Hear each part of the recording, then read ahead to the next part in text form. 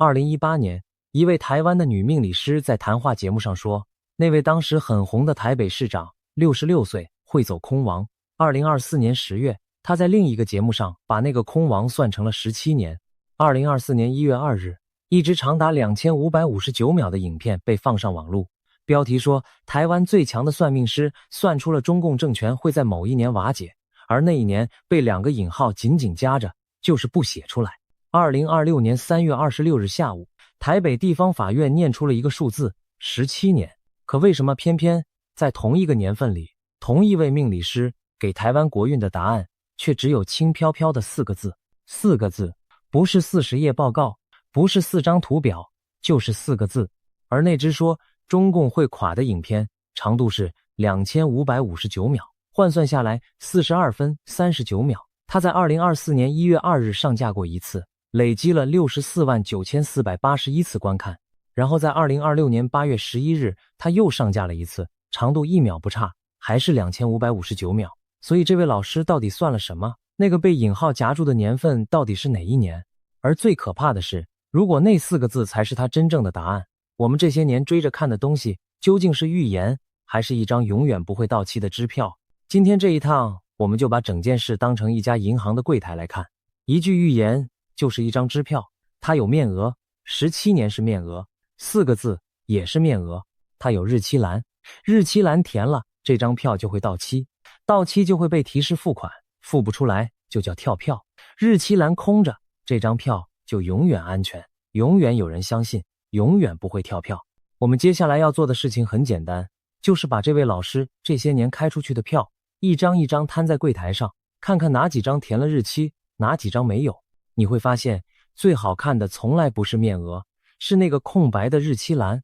先把时间拉回2018年，那一年全台湾没有一个人想得到一个外科医师出身，讲话比手术刀还快的市长8年后会坐在被告席上。而周应君这3个字当时在命理圈已经很响了。依照 New Talk 新闻在2026年3月26日记者詹家威的报道，他在2018年上新闻哇哇哇的时候就直接说了2件事。第一，那位市长不可能选上2024年的总统。第二，他66岁会进入空亡。他讲的时候，那位市长还没满60岁。2018年的台北是什么样子，其实值得我们停一下。那一年11月24日，台北市长选举开票开了11个小时。依照中央社与公视当时的报道，柯文哲拿到58.820票，丁守中拿到57.7566票，差距3254票，差距小于有效票3%。所以对手当天凌晨3点就跑去台北地院声请查封验票，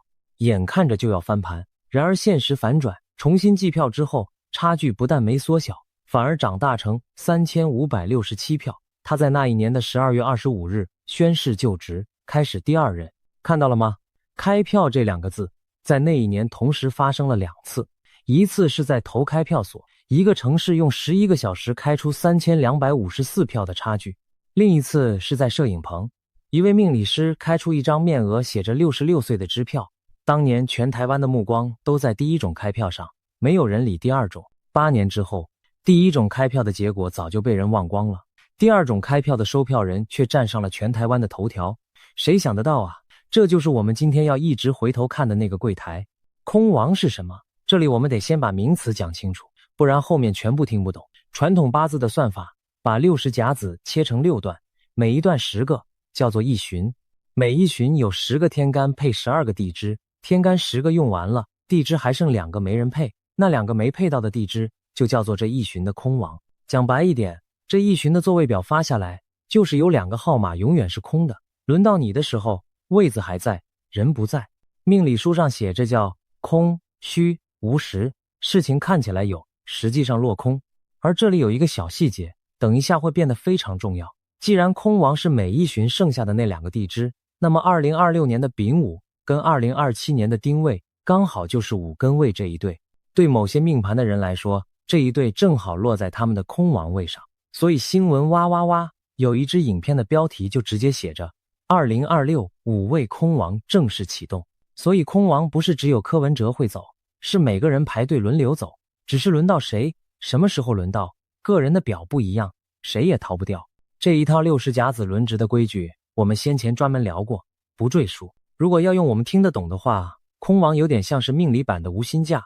公司没有把你开除，你的名字还挂在组织图上，你的识别证还能刷进大门，可是你的工作没了，你的位子被搬到角落，你每天照样上班，却什么都做不成。这就是为什么命理师讲到空王的时候，语气都特别重。它不是灾难，它是徒劳。人可以撑得住一场灾难，可撑不住10几年的徒劳，这才是真正吓人的地方。那么10几年是几年？这是全篇最好看的一个细节，而且是他自己讲的。依照自由时报2026年3月26日下午的即时报道，还有联合报2026年3月27日记者杨德仪的整理，周应军在2024年10月的命运好好玩节目上是这样说的。他算到那位市长66岁走空王，以前八字里走到空王是指15年，那是因为以前人的寿命比较短，但如果用现在人的平均寿命来算，大概是17年。停一下，我们把这段话重读一次。15年是旧制，17年是他自己按照现代人平均寿命换算出来的新制。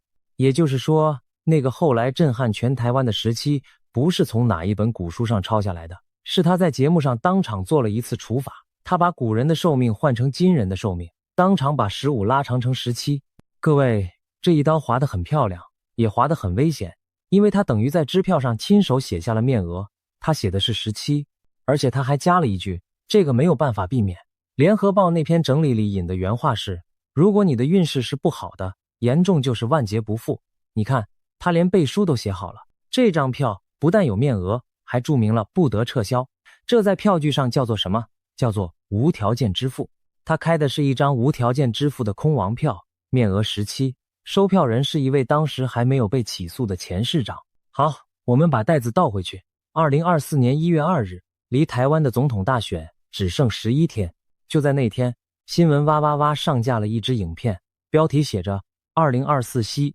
晋平毁灭预言，最强算命师铁口神算，这一年中共政权将瓦解，中国国运未来下场太震撼，过往的预测居然真实应验了。这支片的长度2559秒，它后来累积了649481次观看。而我们今天要给它取一个名字，这支片我们就叫它不老片。为什么叫不老片？因为它从那天起就没有再变老过，它的长度不会变，它的内容不会变，它里面那些话是谁在哪一年讲的，也永远不会被写在标题上，它只会换衣服，换一次衣服就重新年轻一次，这根本是内容界的不死副本啊！这是我看过最有效率的内容制造方式，也是我们今天这家银行里库存量最大的一种票。不老片的标题里有一个角色，从头到尾都没有露脸，就是那个被引号夹住的3个字，这一年。我们也给他一个名字，他就叫这一年先生。这一年先生是一位非常有教养的绅士，他从不迟到，因为他从不约时间，他从不失信，因为他从不承诺。2024年1月2日那天，他第一次站上舞台，穿着一件写着2024的外套，然后2年7个月，他一句话都没有再说。我们回到2024年10月，那一年那位前市长已经被羁押，命运好好玩把周应军请来，他把15拉成17的那段话就是在那时候讲的，所以整个时间轴现在很清楚了。2018年开票，写下66岁3个字，2024年10月补写面额，写下17，而收票人的生日是1959年8月6日，所以他满66岁的那一天是2025年8月6日。这张票的到期日被推到了2025年的夏天，然后是2025年10月18日，这一天跟那位前市长没有直接关系，但跟我们后面要讲的东西关系很大。那天中国国民党选出了新的主席，郑丽文以65122票，得票率超过50%当选。中央社当天发了稿，为什么要提这件事？因为周应军后来也给了这位新主席一张票，而那张票上写的2个字你已经很熟了，就是空王。看到没有？这位老师的票是整叠成批发出去的。终于，时间走到2026年3月26日，那天下午，台北地方法院开始宣判。依照中央社当天的报道与判决新闻稿，前台北市长柯文哲因为金华城容积奖励、政治现金公益侵占、挪用基金会款项、支付竞选办公室员工薪资的背信，以及政治现金专户申报不实这4大区块，合并应执行有期徒刑17年，褫夺公权6年。同案的微鲸集团主席沈庆京判10年。台北市议员殷晓薇判15年6月。这里要老实讲一件事，各家媒体对于分项刑度的写法略有出入，有的写贪污罪13年，公益侵占2年与3年6个月，被信2年；有的写违背职务收贿13年，图利2年，公益侵占3年6个月，被信2年6个月。分项怎么拆，各报不完全一样，但合并执行的那个总数，所有报道都一样，17年。褫夺公权6年也一样，而且依照公开报道，一审之后全案还可以上诉，也就是说这个17年在法律上还没有走完。当天下午4点35分 New Talk 发了那篇报道，4点38分自由时报也发了。那个晚上到隔天凌晨，台湾的社群平台整个炸开。律师吕秋远在宣判后的凌晨发文，大意是说周应君老师很准，1年前就讲过柯文哲会走空亡17年，真是太神奇了。另一位律师林志群则贴出了当年那段影片的截图，而网络上流传的留言更狠，有人写连17年都能预测，太扯了；有人写科学的尽头是玄学，科学的尽头是周老师。这里有一个票据上的专有名词，刚好可以用，背书。一张支票要在市面上流通，光有开票人不够，还要有人在背面签名替他担保。2026年3月26日那个晚上，这张空王票的背面一口气签上了2位职业律师的名字，一位在凌晨发文说太神奇了，一位把8年前的画面截图贴出来。吕秋远那篇文章的主体其实是在白话整理判决理由的重点，讲收贿不需要明讲，只需要默契；讲政治现金不是个人财产；讲基金会的钱不能拿来付竞选办公室薪水。而他在那一整篇专业分析的旁边，顺手替一位命理师背了书。这件事的分量比17这个数字大得多。台湾的司法圈跟命理圈平常是2个绝对不会讲话的世界，可是那一夜，这2个世界忽然在同一张票的正反面上撞在一起了。从那天起，周应君这3个字就不再只是一个节目来宾的名字，它变成了一个可以被引用的专有名词。而我们前面讲的那件事，不老篇的招牌从最强算命师换成周应君未卜先知，就是在那个晚上之后才发生的。好，现在我们把这张票摊在柜台上，认真对一次，面额是17，法院念出来的也是17，这张票兑现了吗？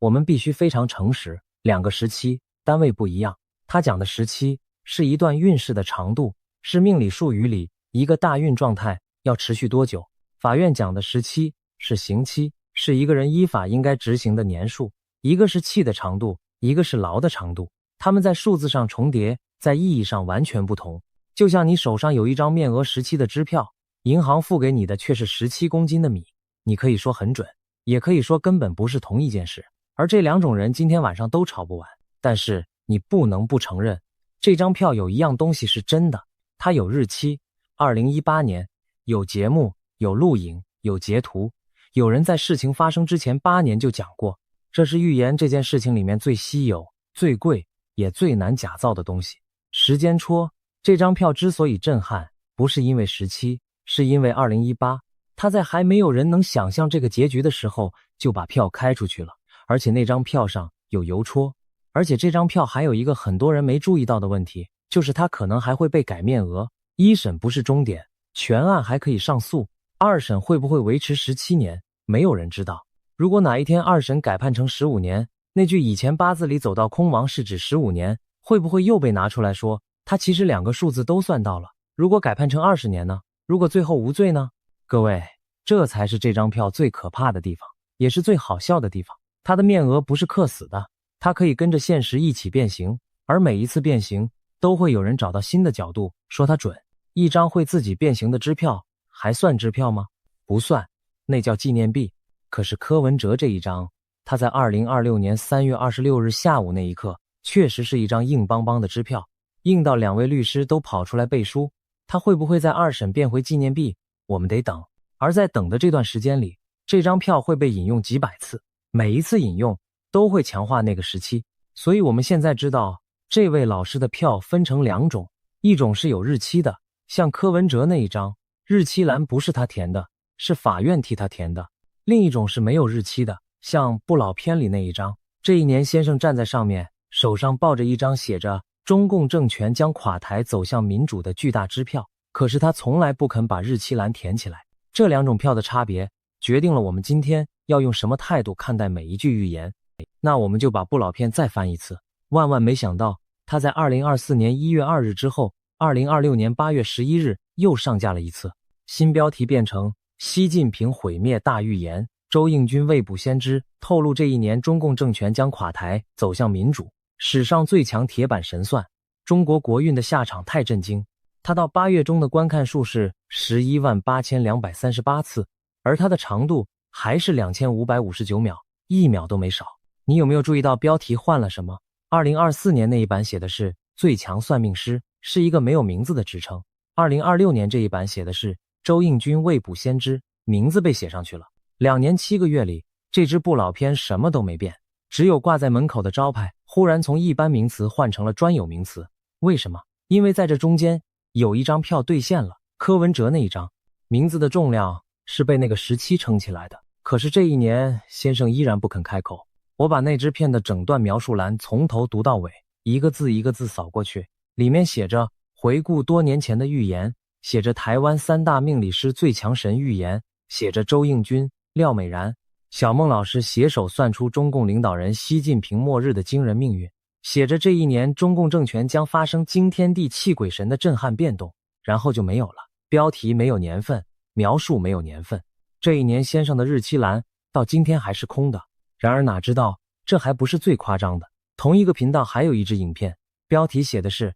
8字预言，习近平帝王命终结，周应军铁口直断，再过 X 年极端政权将被斗垮。标题里直接放了一个 X， 他们连装都不装了，就把未知数摆在招牌上。我要说句公道话，这一版反而最诚实，它等于在支票的日期栏上直接盖了一个章，上面写着此栏留白，敬请期待。我们把这一整套手法叫做引号大法。引号大法的规则很简单，把最关键的那个资讯放进引号里，然后不告诉你引号里是什么。这一年4字定生死，再过 X 年这3个生肖。这一招之所以有效，是因为人脑这台机器有一个天生的 bug， 它没办法忍受一个空格，你看到空格就会想填，而你填的东西是你自己想出来的，所以你会相信到底。引号大法真正在卖的不是答案，是你自己脑袋里的那个答案。好，那我们就自己去找答案。这一年到底是哪一年？我把公开能查的东西翻了一轮，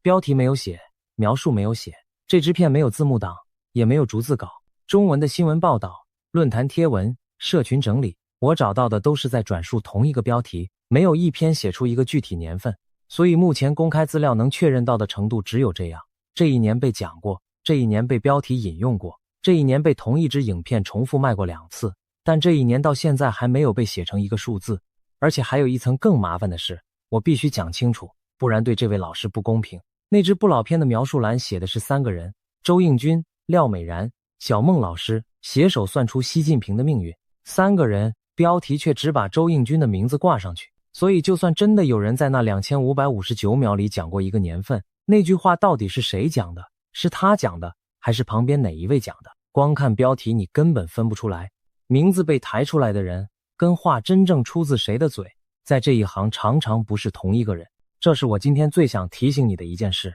当你看到某某老师预言什么什么的标题，你要先问3个问题。第一，这句话有没有年份？第二，这句话是谁在哪一天讲的？第三，这句话有没有留下可以回头查的画面？3题都答得出来，才算一张有票根的支票。3题答不出来，那就是一张纪念品。不知，绝对不知道。这句话讲出来很不甘心，可是这才是真的。我们要不要因为不知道就编一个？不要，因为一旦我们自己动手填了日期栏，我们就从银行的柜台员变成了开票的人。这一年先生的力量就来自没有人替他填日期，他不需要我们相信他，他只需要我们一直等他。那就换一张票来看。2026年8月9日，也就是不老片重新上架的前2天，新闻哇哇哇上架了另一支影片，标题是2026丙午年预言，周应军重磅预测台湾国运4字定生死，台湾股市未来竟走向这一步。这一支的长度是1377秒，也就是22分57秒，观看数到8月中是192841次。注意，这一支比不老片还要红。看到没有？台湾人最想知道的从来不是别人家的事，而这一支是有答案的。周应军在片子开头没多久就把那4个字讲出来了，有惊无险。各位，容我隆重介绍本片第2位主角有惊无险兄。有惊无险兄是我这辈子看过最会做人的4个字，天赋点全部点在社交上，一点都没浪费。他从来不得罪任何人。你说今年很乱，他说对啊，我不是讲了有惊吗？你说今年还好，他说对啊，我不是讲了无险吗？你去问他到底会不会出事，他会微笑着把2只手都摊开，说我2边都写了。有惊无险兄的面额是这个世界上唯一一种正面反面都算你赢的面额。但是先别急着笑，这位老师是有讲机制的，而且机制讲得比很多财经节目还清楚。他说2026年是丙午年，天干的丙是火，地支的午也是火，所以民间才会传说这一年特别热特别燥。可是他接着说丙午年的纳音是天和水，他的原话大意是外面的大气一直热都没关系，但是他的心是水，所以那个热透不过去，所以他其实一定会有惊无险。纳音是什么？这是传统历法系统里的一套对照表，把60甲子每2年配一个五行的名称，丙午和丁未这一组对应的名称就是天和水，天和指的是银河，所以在这套系统里2026年的表面是2把火，内里却是一条天上的河。这是民俗历法里本来就有的对照，不是他发明的。要不要相信这套对照有效，那是另一回事，但至少他不是随口丢4个字，他是有拿一张表出来对的。不过讲到丙午，我们不能不讲另一个从去年炒到今年的4个字，赤马红羊节。这一组说法的意思是丙午年是赤马，丁未年是红羊，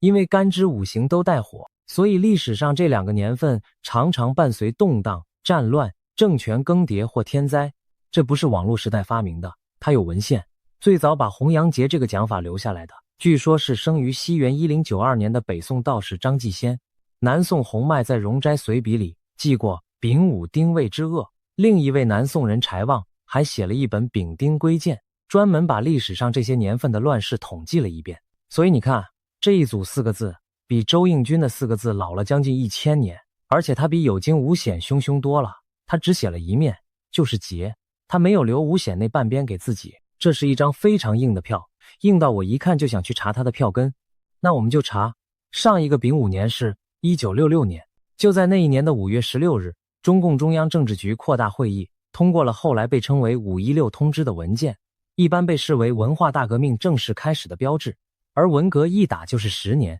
这个对照，如果你相信赤马红羊节，那简直是量身定做，准到让人头皮发麻。可是各位，先别急着跪下，因为这里藏着一个全世界所有预言都会踩到的陷阱。陷阱是这样的，60年才轮一次丙午，一轮就是2年。人类历史上任何一个2年区间，你要找出几件大事都找得到。你随便挑一个乙丑年、庚寅年、癸酉年，同样可以列出一长串灾难。之所以只有丙午丁未被记住，是因为有人专门替他做了统计，而做统计的人本来就相信他。这叫做先射箭再画靶。柴望写丙丁归箭的时候，8成就是拿着那支箭在墙上慢慢画圈圈。我不是说这套东西没有价值，我是说一张只被自己人查过账的支票不能算兑现。真正的验证是要把60甲子每一组都拉出来，同一套标准算一遍，看丙午丁未有没有真的比别人惨。这件事到今天没有人认真做过，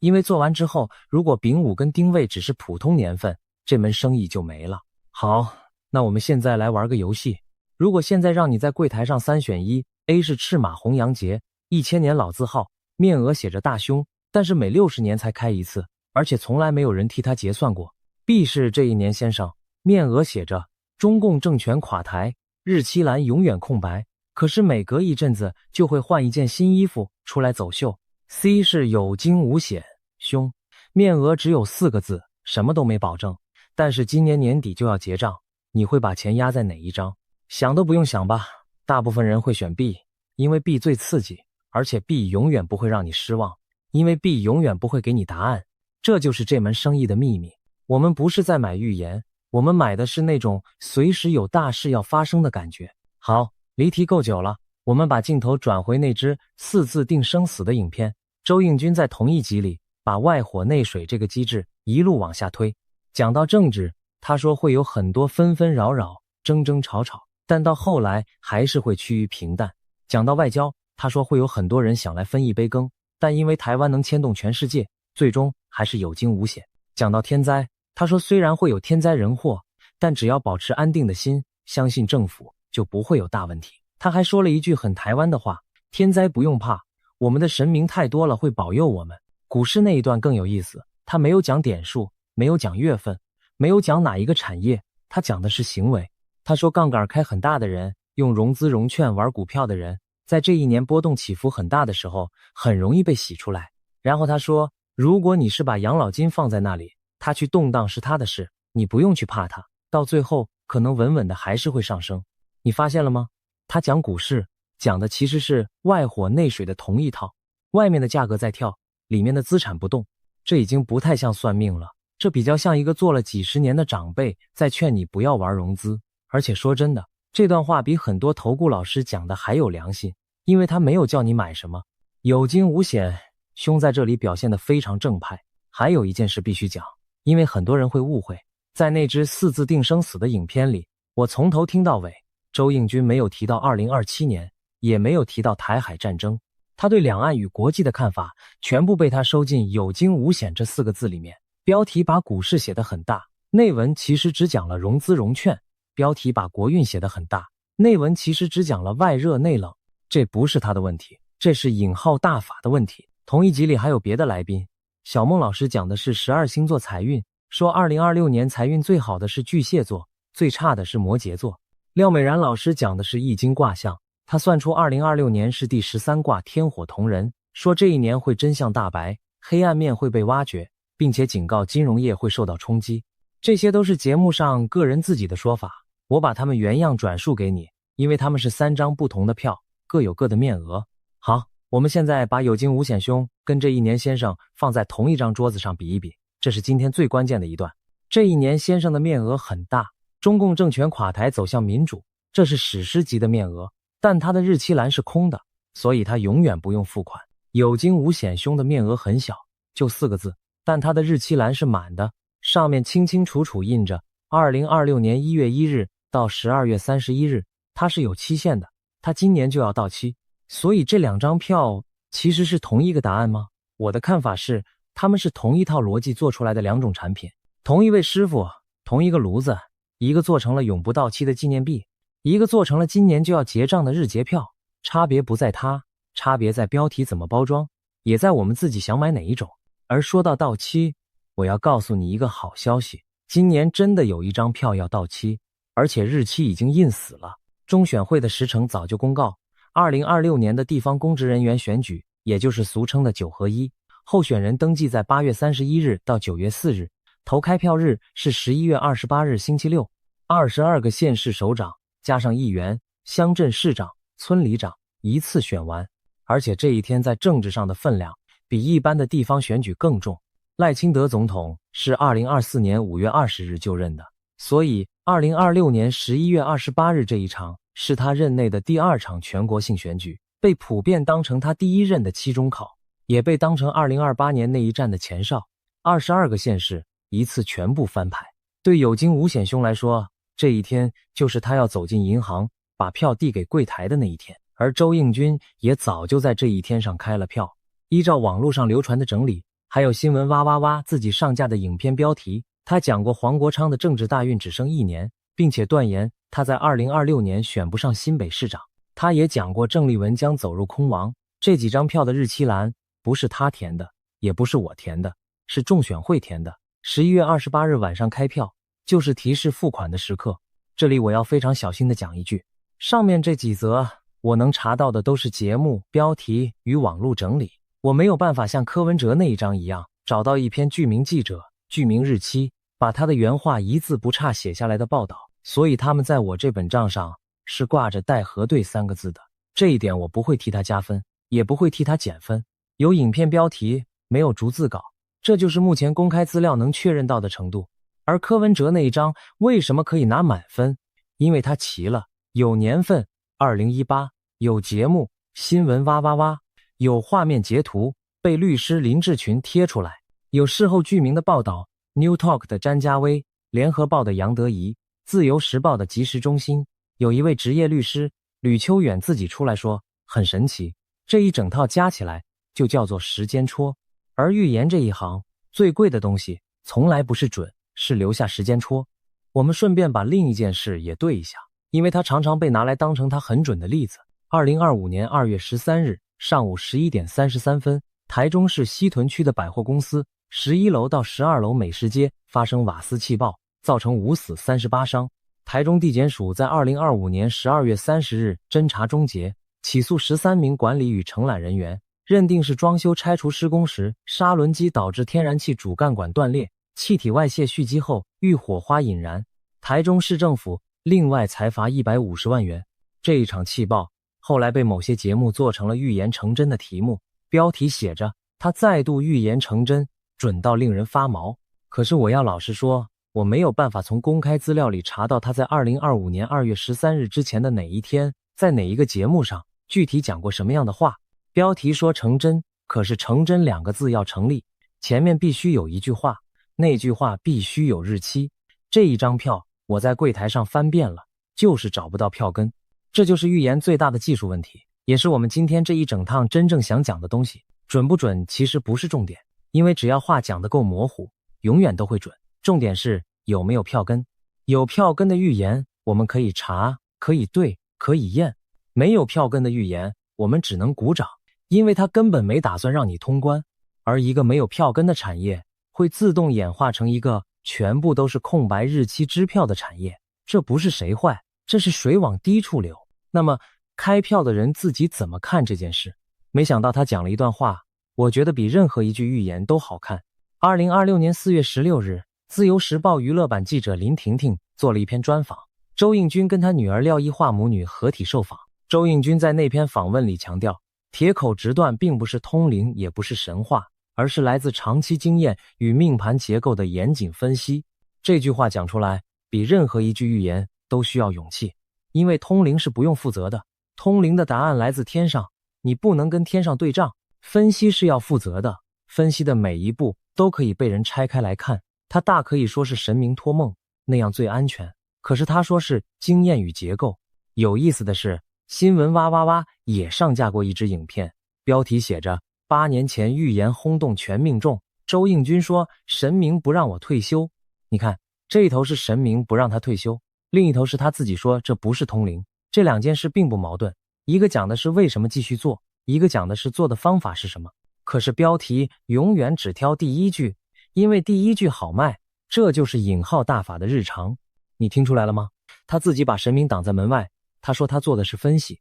这句话很重要，因为他等于自己承认了，他开出去的每一张票背后是一套可以被检查的推理，不是一道天上掉下来的旨意。既然是推理，就有推对推错，既然可以被检查，就应该被检查，这是他自己给我们的授权。而同一篇报道再往下读，还藏着一段更好看的东西。周应君的母亲，也就是廖一桦的阿嬷，是龙山寺著名的鸟卦婆婆。鸟卦是台湾早年庙口很常见的一种占卜方式，让一只小鸟从一排签里叼出一张，从庙口的鸟笼到电视摄影棚的灯光，到女儿开线上课程，这一家3代刚好是台湾命理业整整一个世代的缩影。他的资历也在那篇里。他从高中毕业之后就开始钻研命理，方法是以八字为主，面相为辅。节目宣传写他有50年功力，这个数字是节目下的，不是他自己的说法，我们就当成一个大概。但如果从高中毕业算起，50年这个量级大致对得上，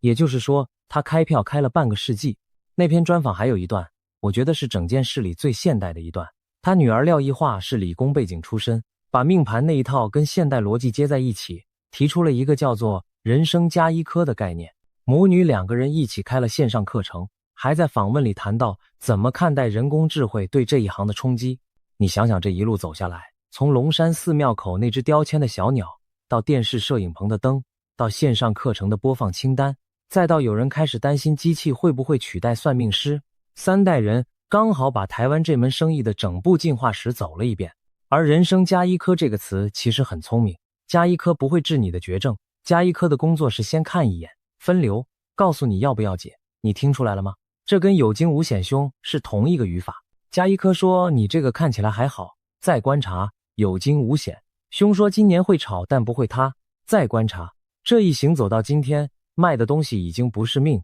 是安心。安心这个东西不需要日期栏，因为它每天都在到期，也每天都在续约。好，讲到这里，现实要再反转一次了。铁板神算，或者更常见的写法铁板神术，跟他实际在用的方法其实不完全是同一回事。传统说法里，铁板神术传自宋朝，一说源头是陈抟，一说是邵雍，并且以《黄极经世》这部书作为根基。它的特色是条文，也就是预先刻好编号的批语，算的人要透过复杂的推算把你的号码找出来，然后念出那一条刻好的句子。换句话说，铁板神术的浪漫之处在于，你的命是早就被刻好的，算命师只是帮你找号码。这在我们今天的比喻里，就是一叠早就印好，只等着填上收票人姓名的空白支票。而周应君在访问里自己讲的方法是八字为主，面相为辅。八字跟铁板神术是两套不同的系统，所以铁板神算这4个字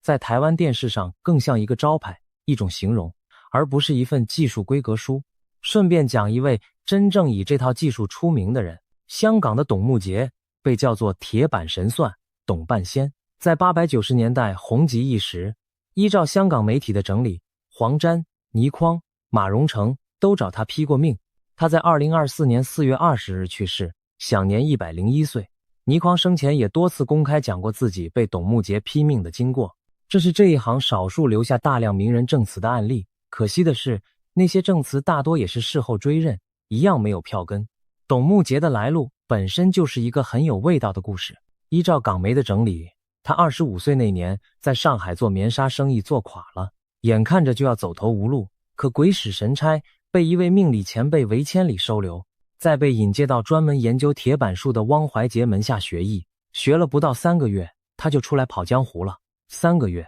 你没听错。而他真正在香港九龙挂牌开业是1959年。1959年这个数字，你刚才听过一次，因为那也是柯文哲出生的年份。这当然只是巧合，我不会拿它做任何文章。命理节目最爱做的就是把这种巧合当成证据。我们今天不做那件事。我只是觉得，一个人在香港九龙挂上铁板神算招牌的那一年，另一个未来要被铁板神算算中的人在台湾出生，这件事放在这一整趟旅程里，听起来还是有点好玩。而董木杰那个3个月出师的细节，其实透露了铁板神术的本质。这套东西之所以能3个月学会，是因为它是一套查表系统。真正的难处不在懂，在算。你要把一个人的生辰透过一连串规则换算成一组编号，然后从那叠刻好的条文里把对应的号码翻出来。所以它的准在条文写得够巧妙，也准在算的人愿意花多少时间陪你反复比对。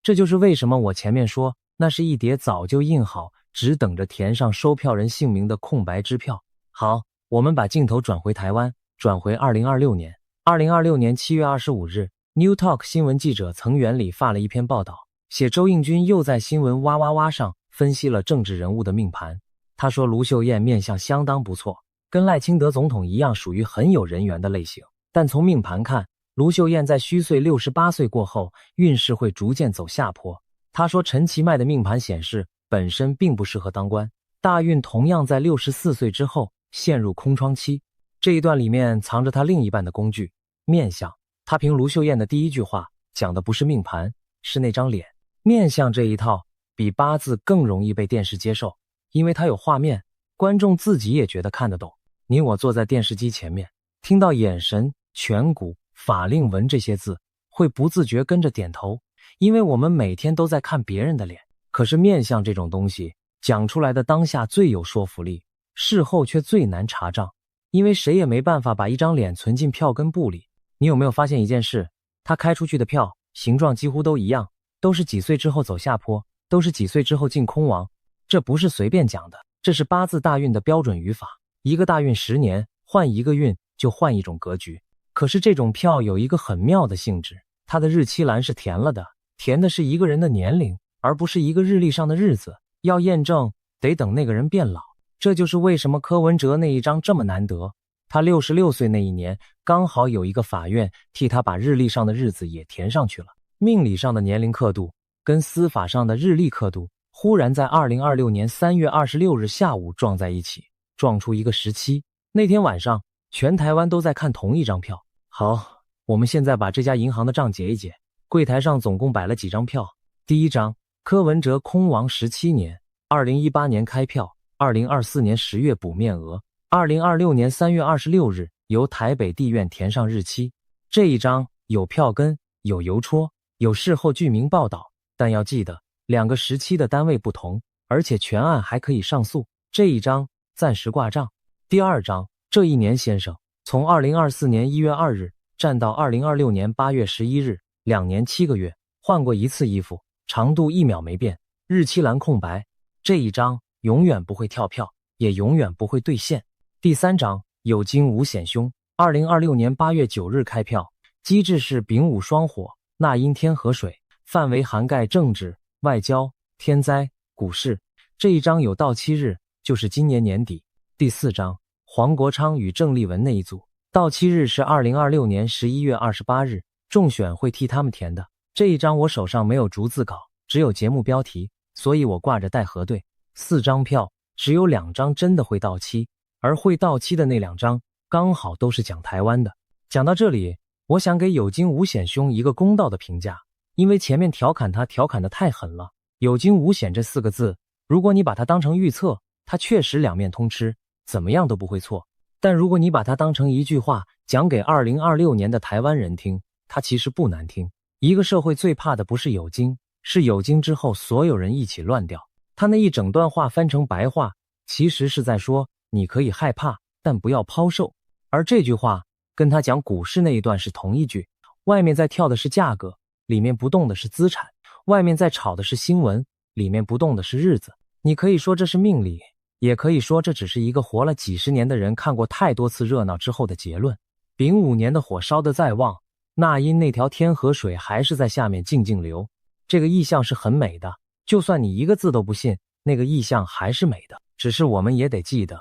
美的东西不能拿来当保单。有惊无险凶不会替你的股票停损，不会替你的房子绑钢筋，不会替你在11月28日投下那一票，他只会站在那里微笑，把2只手都摊开，他两边都写了。那不老偏呢？我猜他还会再上架第3次、第4次、第5次。这种东西永远不会退休，因为它的成本是0，而它的报酬是稳定的。只要习近平还在，只要中共还在，只要台湾人还会点开这种标题，这一年先生就会一直被推出来鞠躬。等到某一年，如果那件事真的发生了，这支2559秒的老片就会第3次上架，标题会改成早在多少年前就算到，而所有的日期栏还是会继续空着。当然也有另一种可能，那件事一直没发生，这支片就一直重上，一直重上，重到某一天没有人记得它。最早是2024年1月2日上架的，也没有人记得它一直都是2559秒。到那个时候，这一年先生就正式从一张支票变成一件古董。古董的好处是它不需要兑现，它只需要被收藏。而我们呢，我们就是那家银行，我们坐在柜台后面，看着一张又一张日期栏空白的票递进来，我们每一张都收，每一张都盖章，每一张都在下面写一句老师好准。我们甚至不需要对方付钱，我们只需要对方一直开票给我们，因为我们真正想买的从来不是那个答案，是那个等待答案的感觉。至于什么时候要付钱，那要问这一年先生。他从2024年1月2日站到今天，整整2年7个月，一句话都没说。有惊无险兄倒是很有礼貌，他天天在跟我们挥手，我们也挥回去。11月28日晚上开票的时候，会有一张票到期，那一晚不管开出什么结果，隔天一定会有人说老师早就讲了，反正在那之前大家都还是好朋友。6月25日晚上，英国汉普郡的一间书房，头发花白的男人坐进镜头里，背后一整排书，桌上一杯早就凉掉的茶。他叫克雷格·汉密尔顿·帕克，英国媒体给他的外号是辛诺斯特拉达姆斯。这一晚他开了一场直播，镜头前的他语速不快，神情甚至有点轻松，像在聊周末的天气，但聊天室的卷动速度泄露了气氛，留言一排一排往上冲，问伊朗，问油价，问中国，问还会不会更糟。没有暖场，没有铺陈，按下开始直接摊牌。下半年他手上还有一叠没翻开的牌，网络流传的整理版本把这叠牌数成10条。荷默兹海峡会再度起火，英国政坛会换人，欧洲会被热浪与野火吞掉一角，中国经济会失速，香港会再起动荡。还有最耸动的一句，会有4个城市宣布独立。直播结束之后，事情才真正开始。这场直播被剪成几十秒的短影音，配上耸动的字卡，翻译成繁体字幕，顺着演算法一路推进台湾的手机荧幕。有人嗤之以鼻，有人半信半疑，也有人把10条抄下来，一条一条等着看。这就是预言在2026年的传播方式。原文在英国的官网上，回音在台湾的深夜荧幕里。在台湾，预言影片的留言区永远是同一种风景，一半的人说又来了，一半的人说这次不一样，而不管站哪一边，几个月后所有人都会回来看结果。然后13天之后，7月8日，荷默兹海峡的临时停火破局，伊朗对多艘商船发动攻击，油轮再度成为靶子，美军随后展开报复。第一条就这样对上了。如果你只看短影音，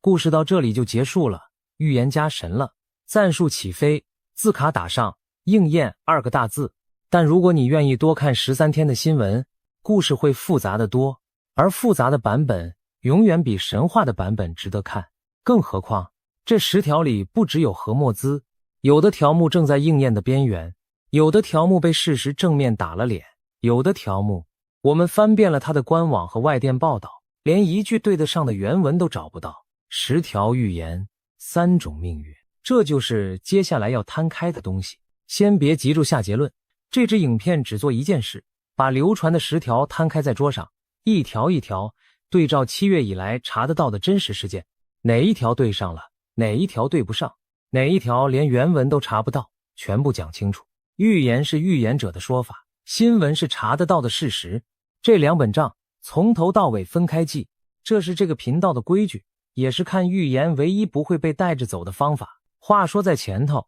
这不是华人世界第一次为预言睁大眼睛。从诺斯特拉达姆斯的4行诗，到每年年初准时刷屏的各路年度预言，这个文类存在了几百年，套路从来没有变过。模糊的措辞，巨大的灾难，以及事后才被指认出来的命中，变的只有载体。从手抄本变成印刷品，再变成30秒的短影音，载体越快，查证越少。所以这个频道的做法反助来，传得越快的越要慢下来查。也先把2026年上半年的世界快转一遍，因为这10条预言全都长在这个背景上。2月，美以空袭伊朗，波斯湾开战。3月，荷默兹封锁，油价冲破$100。4月，上万人被困海上。5月，护航与谈判拉锯。6月，备忘录签了又裂。同一时间，欧洲在破纪录的高温里挣扎，英国政坛在丑闻里失血，中国经济在房市的泥沼里减速。这是半年份的新闻头条，也是预言者手上最好的原料。世界越乱，预言越旺。先认识这个人，克雷格·汉密尔顿·帕克，英国灵媒，和妻子经营通灵事业数十年，写书、开课、上节目，每年年底固定发布隔年的世界预言，贴在自己的官网，也放上影音频道。新诺斯特拉达姆斯这个称号不是自封的，是英国小报一篇一篇捧出来的。他的预言范围极广，从王室、选举、天灾到战争，每年一长串，几十条起跳。他的妻子同样是职业灵媒，2人一起上过英国电视，开设通灵课程，出版一本又一本的书。官网上预言、课程、著作一字排开，是一门经营完整的家族事业。这一点不是嘲讽，是必要的背景资讯。预言同时也是生意，理解这一层，才能理解预言为什么永远往耸动的方向写。平淡的预言没有流量，也卖不动书。每年12月，他的年度预言固定成为英文小报的固定节目，隔年年初再被翻译成各种语言，流进华文世界的命理节目与短影音。一条预言的生命周期往往比他预测的事件还长。先把他的方法讲明白，因为方法决定了怎么给他打分数。每年几十条预言像散弹一样打出去，年底回收的时候，中的那几发被媒体放大，没中的那一大片被安静的遗忘。这不是他一个人的问题，是整个预言行业的结构。所以查证式的看法从来不是问他中了几条，而是问哪些条目写得够具体，发布时间查得到，事后对得上，只有这种才算数。所以这支影片对每一条都会问3个问题：原文在哪里？发布时间在哪里？对应的事实在哪里？3题都答得出来，才进得了对账桌。答不出来的会被直接标明答不出来。丑话说在前面，接下来的10条里，有几条的结果会让两边的人都不舒服。深信的人会看到挂零，嘲笑的人会看到咬合。这正是查证的价值，它不服务立场，只服务账本。还有一个提醒，以下每一条的预言转述都保持预言者说法的框架。他说，流传版本说，官网写过，这不是修辞上的闪躲，是准确的要求。因为我们真正能证明的，只有他说过什么和世界发生了什么。至于两者之间有没有神秘的因果，这个频道不替任何人下结论。用这把尺量，他的记录得成实际，被支持者挂在嘴边的命中。2016年英国脱欧公投之前，他说会脱，多数专家不信，结果真的脱了。同一年，他说川普会入主白宫，民调全面看衰，结果川普赢了。这2亿发布时间都查得到，写在投票之前是他封号的由来，但失准的也一样多。2020年，他看好川普连任，结果没有。他多次预告过的加州大地震到今天没有来，他点名过的富士山喷发也没有来。中有不中，摊开来看，这才是预言者的真实成绩单，也是看待接下来这10条该有的底色。多说一句，这种中有不中不是帕克独有的缺陷，是所有预言者共同的统计宿命。一年开出几十枪，总有几发落在靶上，把落靶的那几发放大100倍就是头条。真正稀有的是那种写明时间、写明对象、事前存证、事后应验的预言，整个行业一年出不了几条。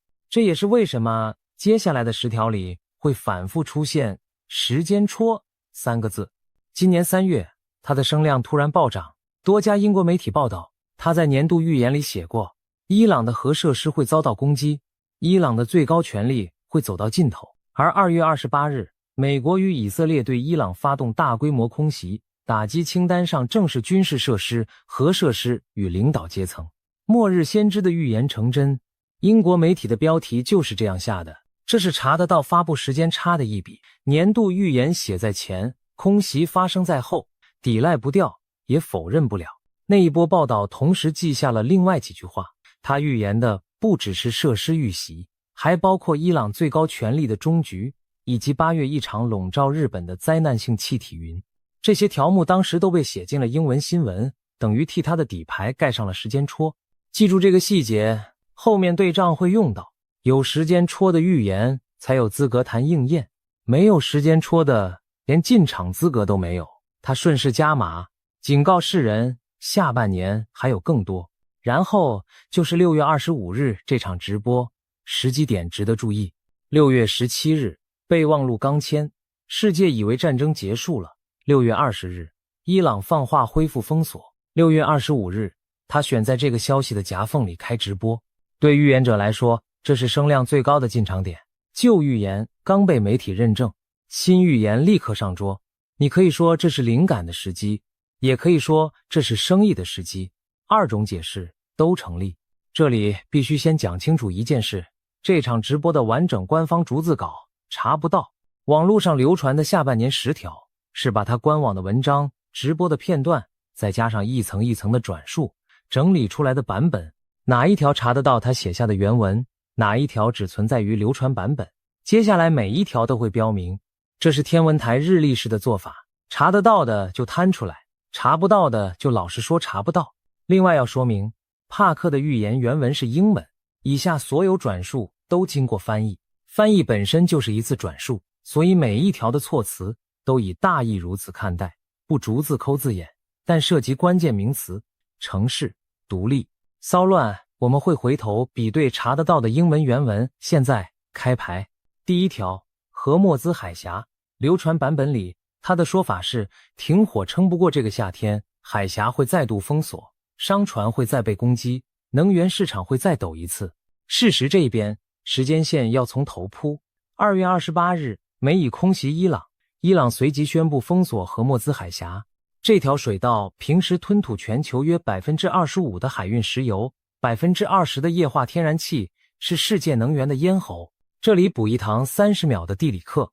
海峡最窄处只有30多公里，一边是伊朗，一边是阿曼。波斯湾所有的油轮都必须从这里进出，没有第二条水路。所以封锁荷默兹从来不是伊朗和美国两家的事，是全世界的事。3月1日，2艘油轮遇袭，多名船员丧生。3月2日，伊朗革命卫队正式确认封锁，威胁任何通过的船只。3月8日，布兰特原油4年来首度冲破100美元，之后最高见到126美元。3月11日，一艘泰国籍货轮中弹起火，3名船员罹难。3月27日，革命卫队进一步宣布，禁止任何往返美国、以色列及其盟友港口的船只通行，只放行中国、俄罗斯、印度、伊拉克、巴基斯坦等少数国家的船。这一手挑得很精，封锁变成筛选，世界航运被切成两半。3月上旬还有一段插曲，一艘拖船遭飞弹击中沉没，船员至今下落不明。攻击不分军民，不看船籍，商船船员成了这场对峙里最没有选择的一群人。接下来是僵持。4月21日，估计有2万名船员，2000艘船被困在波斯湾里，船东绕道好望角，一趟航程多出10几天，运费飙升，保险费翻倍，货柜轮与油轮接连被扣押。2万名船员就是2万个回不了家的人，卡在一条打仗的海峡里。4月13日，川普宣布美国海军反过来封锁伊朗港口，以封锁对封锁，2个多星期后才解除。波斯湾一度出现双重封锁的荒谬场面，里面的船出不去，外面的船进不来。5月4日，川普启动护航行动，派军舰护送商船进出。5月6日，他宣布暂停护航，理由是谈判大有进展。到了6月，局势看似真的要收尾。6月17日，川普与伊朗总统裴泽斯基安签署备忘录，宣布结束战争与封锁，油价回落，全世界松了一口气。新闻的语气已经开始用过去式谈这场危机，市场也信了，油价回落，航商开始盘算重返波斯湾的时程，保险公司重新计算风险费率，整个世界都准备把这一页翻过去。3天后，6月20日，伊朗指控以色列违反协议，宣称恢复封锁。再过5天，6月25日，帕克开直播说停火撑不过夏天。又过了13天，7月8日，临时停火正式破局，伊朗攻击多艘商船。7月中旬，美军对海峡附近的伊朗军事目标发动报复性打击。这场危机开打至今，已有17名船员丧生，海峡重回火线，而夏天才过了一半。这条海峡离台湾8000公里，但它从来不远。每一次油价跳动，最后都会走进台湾的加油站，电费单和货架标价，地球另一端的战火与我们的日常之间，这是最直接的一条线。所以第一条不只是预言爱好者的谈资，它是所有人的钱包问题。台湾的能源绝大部分靠进口，油轮走的正是这一类咽喉水道。国际油价每一次抽动，都会沿着供应链往下传，传到加油站的价格牌，传到下个月的电费单，传到进口原物料的报价单。预言可以不信，油价不能不看，账要记两面。日期确实咬合，6月25日说撑不过夏天，7月8日破局，前后只有13天，但也要平衡一句。6月20日，伊朗已经放话恢复封锁，风险当时就摆在台面上，各国航运公司根本没敢把船开回去。6月25日说停火会破，是预言还是新闻判读？2种读法都成立，这是查证室看预言的第一课。咬合的日期不等于超自然的势力，不过也把另一面讲完。6月17日备忘录刚签的时候，主流的乐观情绪是真实存在的，油价回落就是证据。在那个当下公开说撑不过夏天，等于跟市场的多数意见对坐。结果他对了，市场错了。就算你把它归类为大胆的新闻判读，也得承认这个判读下的比很多专业分析师都狠。这是第一条无法被一笔勾销的部分。把镜头拉回此刻， 7月下旬的荷默兹处于一种低烈度的循环，零星攻击、定点报复、谈判传闻，三者轮流上新闻。海峡没有全面重燃，也没有真正安静。第一条的后半句，海峡会再度封锁，严格来说仍在进行式，夏天还剩1个多月，这条账要到9月才能真正关账。第二条，伊朗的最高层，他的年度预言里写过，伊朗最高领袖的权力会走到终点，政权会有内部巨变。事实对照，核设施遭攻击，领导阶层被列入打击清单，这半句在2月28日之后成了国际新闻。但最关键的那半句，最高领袖哈米尼的个人命运，到今天没有任何可查证的公开消息能对上。德黑兰的权力结构有没有在台面下松动，外界看不见，也无从查证。哈米尼年事已高，接班问题本来就是伊朗政治最大的悬念，这也让权力走到终点。这种措辞显得聪明，它可以是政变，可以是病榻，可以是任何形式的交接，怎么发生都能算中。这一条怎么验，只能等3种讯号：官方讣告、权力交接的公开仪式，或者外媒拿到的确切消息。三者都没有出现之前，它就是半条外围对上，核心悬空。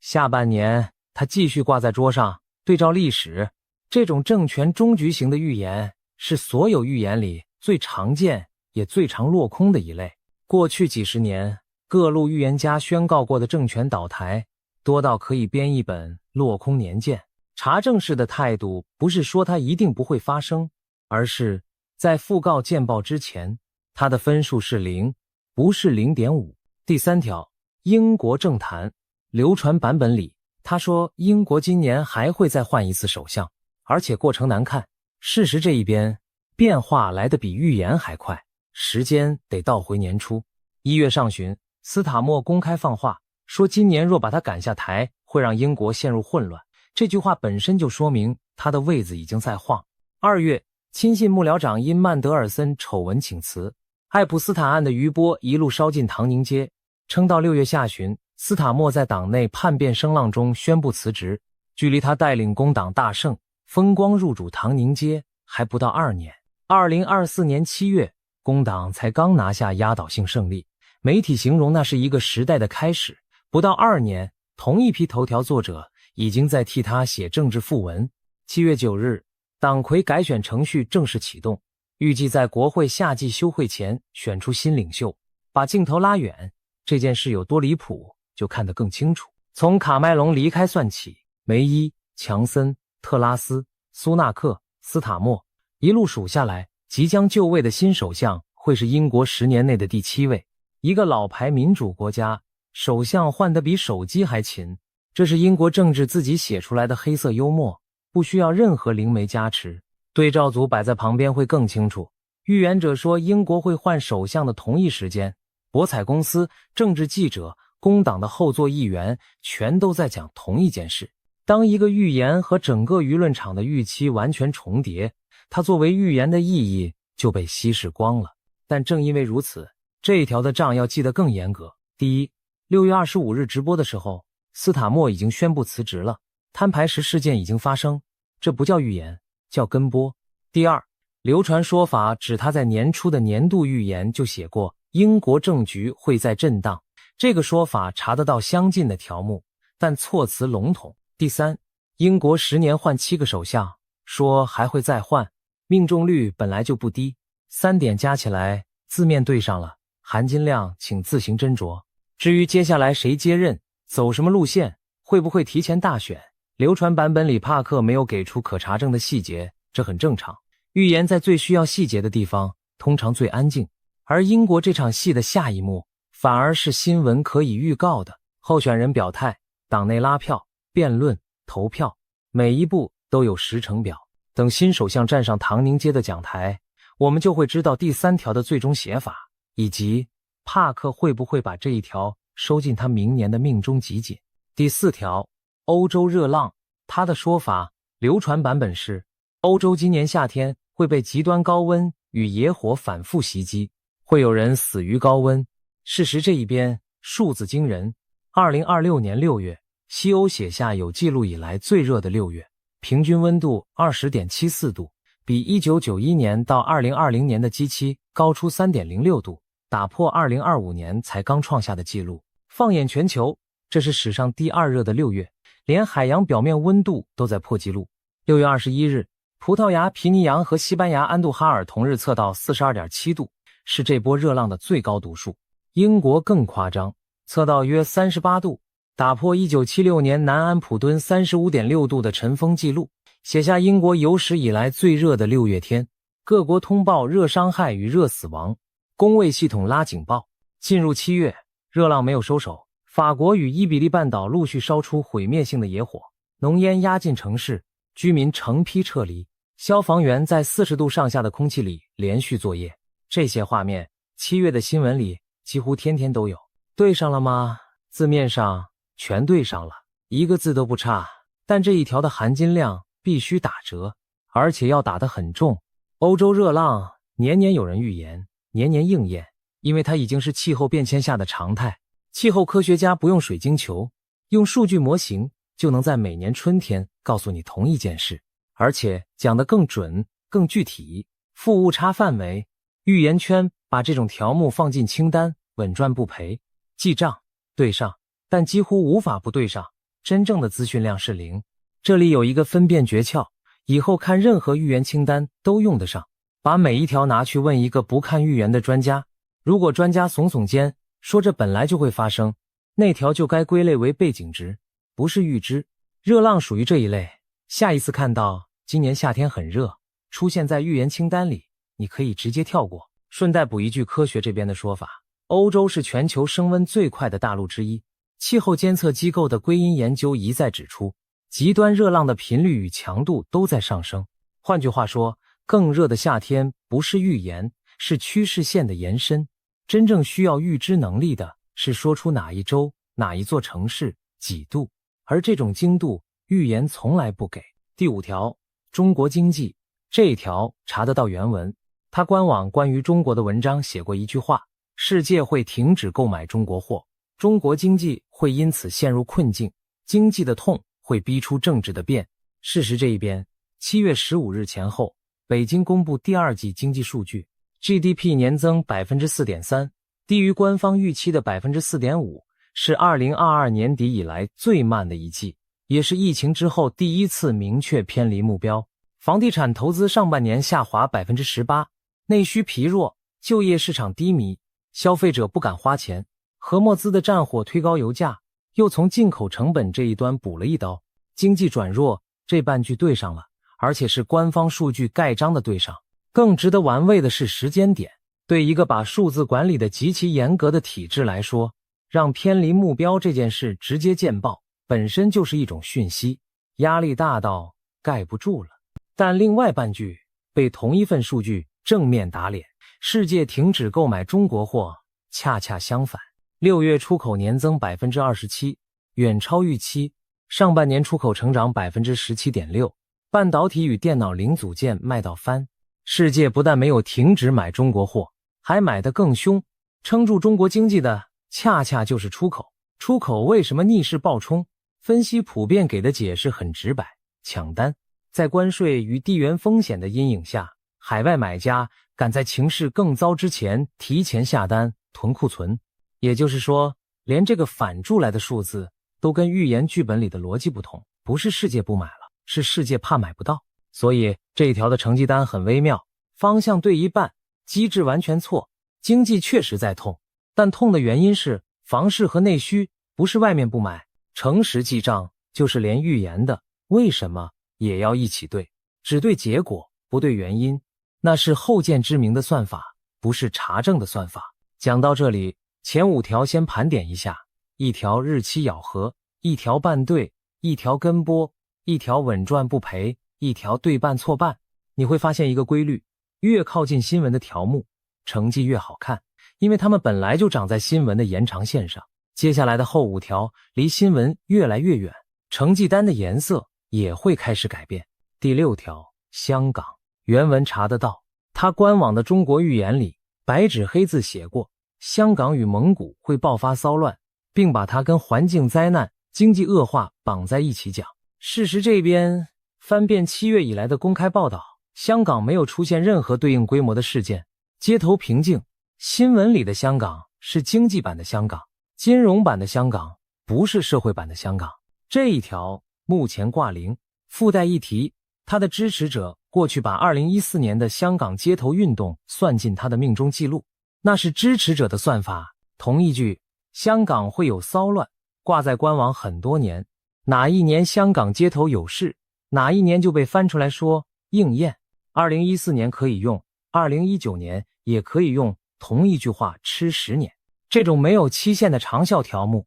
是预言行业最好用的库存，它不会过期，随时可以兑现，永远不算失败。查证式的技法只有一种，看今年下半年，有就是有，没有就是没有，不吃存量，只认增量。顺带把门槛立清楚，免得下半年各说各话，零星冲突，网络上的不满情绪构不成预言里的骚乱。要对上这一条，至少得是连续多日登上国际头条的大规模事件，门槛先立好，年底对账才有标准。到今天为止，这一条是零。还有一个角度值得记下来，预言里的香港永远停在街头冲突的画面，但2026年新闻里的香港，主战场在资金、楼市与人口的流动，故事早就换了章节。预言没有跟上事实的节奏，还在用10年前的剧本讲一座已经翻页的城市。这种时代错位本身就是对预言更新速度最好的检验。第7条就是标题上那一条，4个城市宣布独立，这是流传版本里最耸动，被剪成短影音转发最多的一条。中国会有4个城市相继宣布独立，北京鞭长莫及，版图从内部裂开，字卡够大，配乐够重，转发够快。在部分流传版本里，它甚至被加上了具体的城市名单，而每一个转发版本的名单还不一样，这本身就是警讯。如果原文真的点明了城市，名单不会漂移。讲到这里，必须把查证结果原本放上桌。我们翻了他官网关于中国的文章，找得到的原文是这几句：西藏会独立，会把自己宣告成一座精神国家公园。中国最终会走向一种以孙中山理念为基础的新型民主。习近平会在政权面临倾覆时同意重大改革。香港有骚乱，蒙古有骚乱，隐性可能在台湾周边的海上。就这些，4个城市宣布独立。这个说法在查得到的原文里找不到，它只存在于转述与流传版本，出处断在半路。这一条要记在另一本账上，查无原文。这个数字是怎么长出来的？有一个合理的推测，它的原文刚好点明了4个地方：西藏、香港、蒙古、台湾周边。4个地区经过几轮转述与翻译，可能被压缩成了4个城市。骚乱与独立之间的距离也在一次次转发中被悄悄抹掉。这只是推测，流传的每一步已经无法还原。但可以确定的是，现在刷屏的那句话和查得到的原文不是同一句话。所以如果你是在短影音上第一次看到4个城市独立这几个字，请记得他走过的路：英文原文、英文转述、中文翻译、字卡压缩，每一站都加了一点料。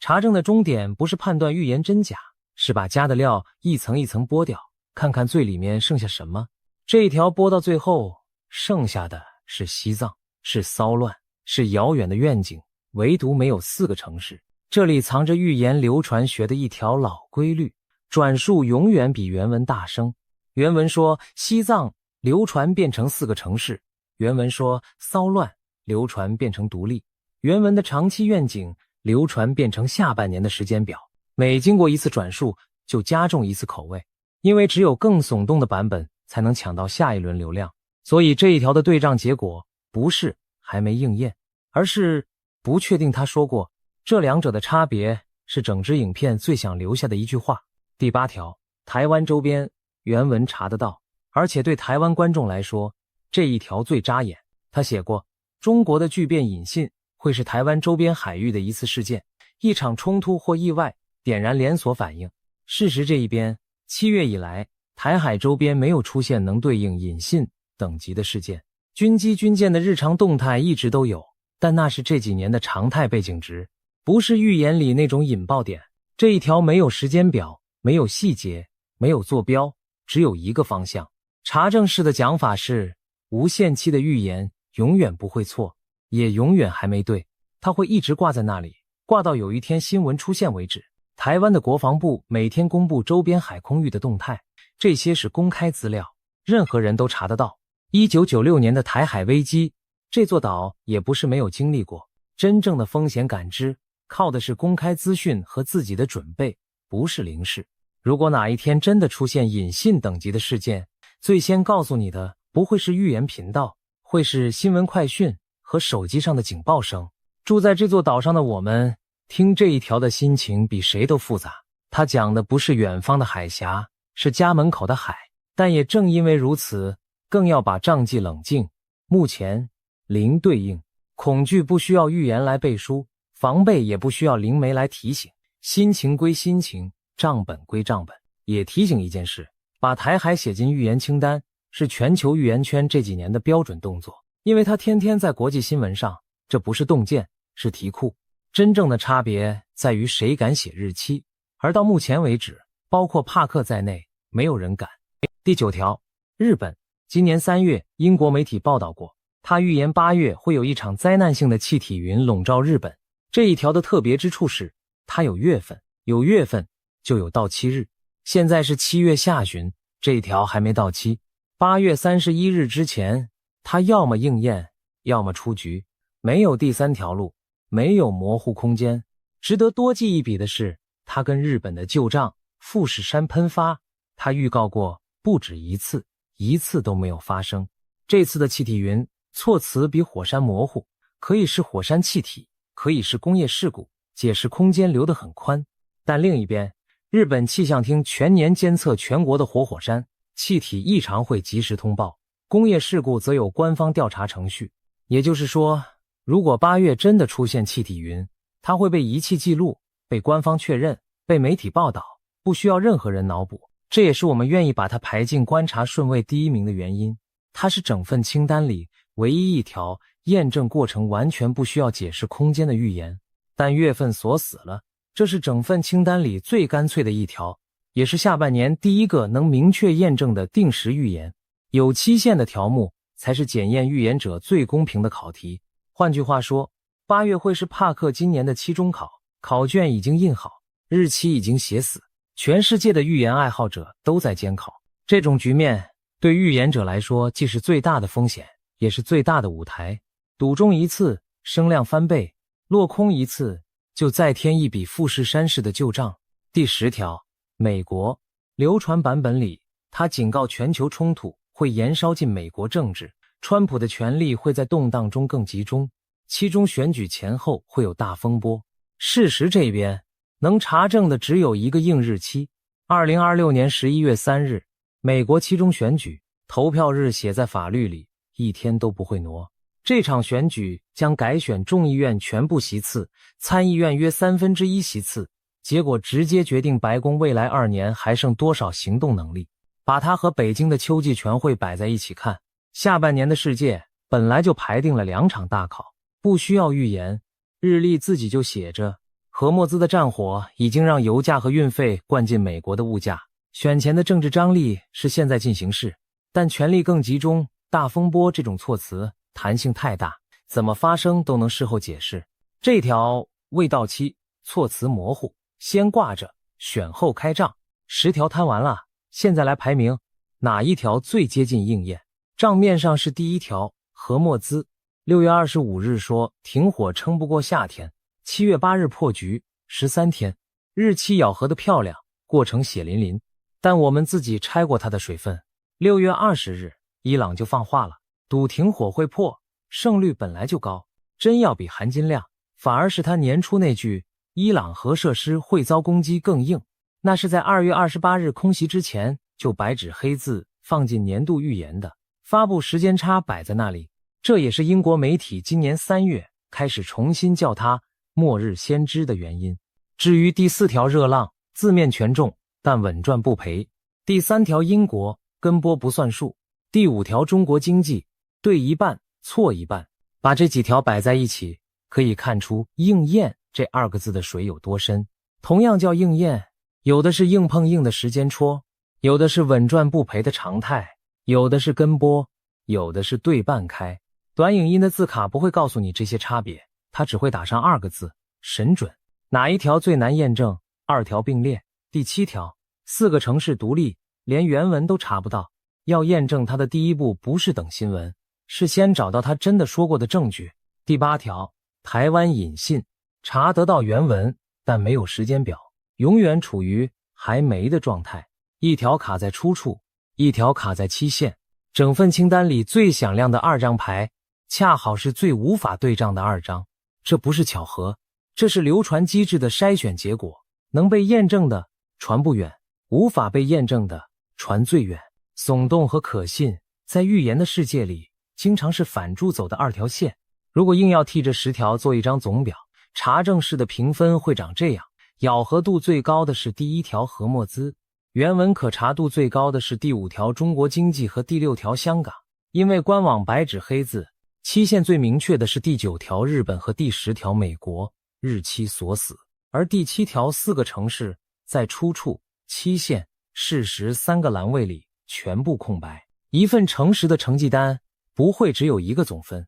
会有很多栏。预言者希望你只看最亮的那一栏，查证者的工作是把整张表摊开给你看。接下来把下半年的日历摊开，观察指标一个一个标上去。8月最拥挤，第9条的日本之说在8月到期，这是全清单第1个硬期限，8月31日晚上就能翻牌。同一个月8月12日日全食，全时代从北极圈一路压向冰岛和西班牙。16天之后8月28日月食接棒。这是天文台的日历，不是任何人的想象。天象本身不决定任何事，这一点必须再讲一次。但在预言圈的语境里，10香历来被当成倒数的钟声。帕克的支持者已经开始把8月整个圈起来。届时可以预期的是，不管8月发生什么，大事小事，都会有人把它跟10项挂在一起。这是预言圈的标准剧本，先把钟声敲响，再等任何一件事来当回音。看懂这个剧本，8月的资讯洪水就淹不到你。何墨兹海峡，看3个数字：攻击的频率、油价的高点、美军行动的规模。7月8日之后，海峡重回火线。任何一次大型攻击或大型报复，都会把第1条的咬合再锁紧一格。反过来，如果停火真的被重新粘起来，撑过整个夏天，第1条的撑不过夏天就会反转成失准。这一条是活的，每一周都在改写自己的分数。油价是最诚实的计分板，重新站上100美元，代表市场相信火还会继续烧。逼近126美元的前高，代表恐慌回到3月的水位。英国，看夏季休会前，唐宁街10号的新主人是谁？第7位首相就位的那一天。第3条正式结案，顺便看新首相的路线，会不会又养出下一场政治风暴？工党内斗的剧本，英国媒体已经开始逐日连载。对台湾观众来说，这是一堂免费的老牌民主国家压力测试课。中国，看10月。第3季数据会揭晓，经济失速是止住还是加深，而秋季全会的人事与路线会透露北京内部的真实温度，那也是巨变之说第1个可以被观察的窗口。秋天的北京闭门开会，秋天的华盛顿全民投票，2个节点前后夹出来的那段时间，本来就是全年地缘政治密度最高的窗口。预言圈盯着它，投资人盯着它，外交官也盯着它。差别只在于前者用感应，后两者用数据。香港与台湾周边没有时间表，只能持续盯着社会版与军事动态，一周一周的看。最后11月3日，美国期中选举第10条的对账日锁死在日历上。这里也留一份自查清单给你。何墨兹，看油价和航运新闻。英国，看唐宁街的门牌。中国，看10月的官方数据。日本，看气象厅的通报。香港与台湾周边，看每天的公开通报与国际版头条。美国，看11月3日的开票，每一条都有公开的、免费的、不需要通灵的查证管道。这支影片能做的是把表格画好，填表的是接下来5个月的世界。把时间轴整个摊平来看，7月和墨兹对仗中，8月，日本之说到期，双十登场；9月，夏天结束，第一条的撑不过夏天，正式关账；10月，中国的数据与秋季全会；11月，美国期中选举；12月，年度总结算。下半年的每一个月都有至少一条预言在排队等验收。这份日历就是下半年对账的完整路线图。把这份账单合上之前，再看一眼总表，10条预言，1条日期咬合，但掺着新闻判读的水分；2条对了一半，机制错了一半；2条还没到期，数条目前挂零，还有1条连原文都找不到。这就是预言摊在查证桌上的真实模样，不是全知，也不是全假，是一副中有不中的牌。而且别忘了，这只是7月下旬的期中快照，牌桌上还有几张没开的牌，任何一张翻出来都可能改写整份成绩单的颜色，往神准的方向，或者往落空的方向。而怎么读这副牌，决定权不在发牌的人手上，在看牌的人手上。有人会问，那到底该给帕克打几分？这个频道的答案是，现在打分本身就是不及格的行为。10条里有将近一半的到期日根本还没到，考试考到一半就公布成绩，对谁都不公平。真正的总结算要等到12月31日晚上，到时候这份清单会被原封不动的再摊开一次，一条一条红笔黑笔全部见光。看预言不必急着信，也不必急着嘲笑，把它当成一份需要查证的清单，你就同时拥有2样东西：故事的张力和事实的地板。地板在，怎么看戏都不会摔下去。牌还没发完，下一张要翻开的是8月的日本。如果8月31日平安度过，这副底牌就少一张耸动。如果和墨兹的火再烧大一轮，第1条就会从疑似变成咬死。如果秋天的北京真的起了风，第5条和第7条的每一个字都会被重新翻出来逐字检验。帕克说，下半年才是重头戏。这句话本身是预言，也是宣传。信的人听见预告，不信的人听见行销，而查证者听见的是一张一张排好队的到期日。日历不说话，只是一页一页往后翻，每翻过一页就有1条预言被送上对账桌。下一个到期日8月31日，从今晚算起只剩1个多月，倒数已经开始。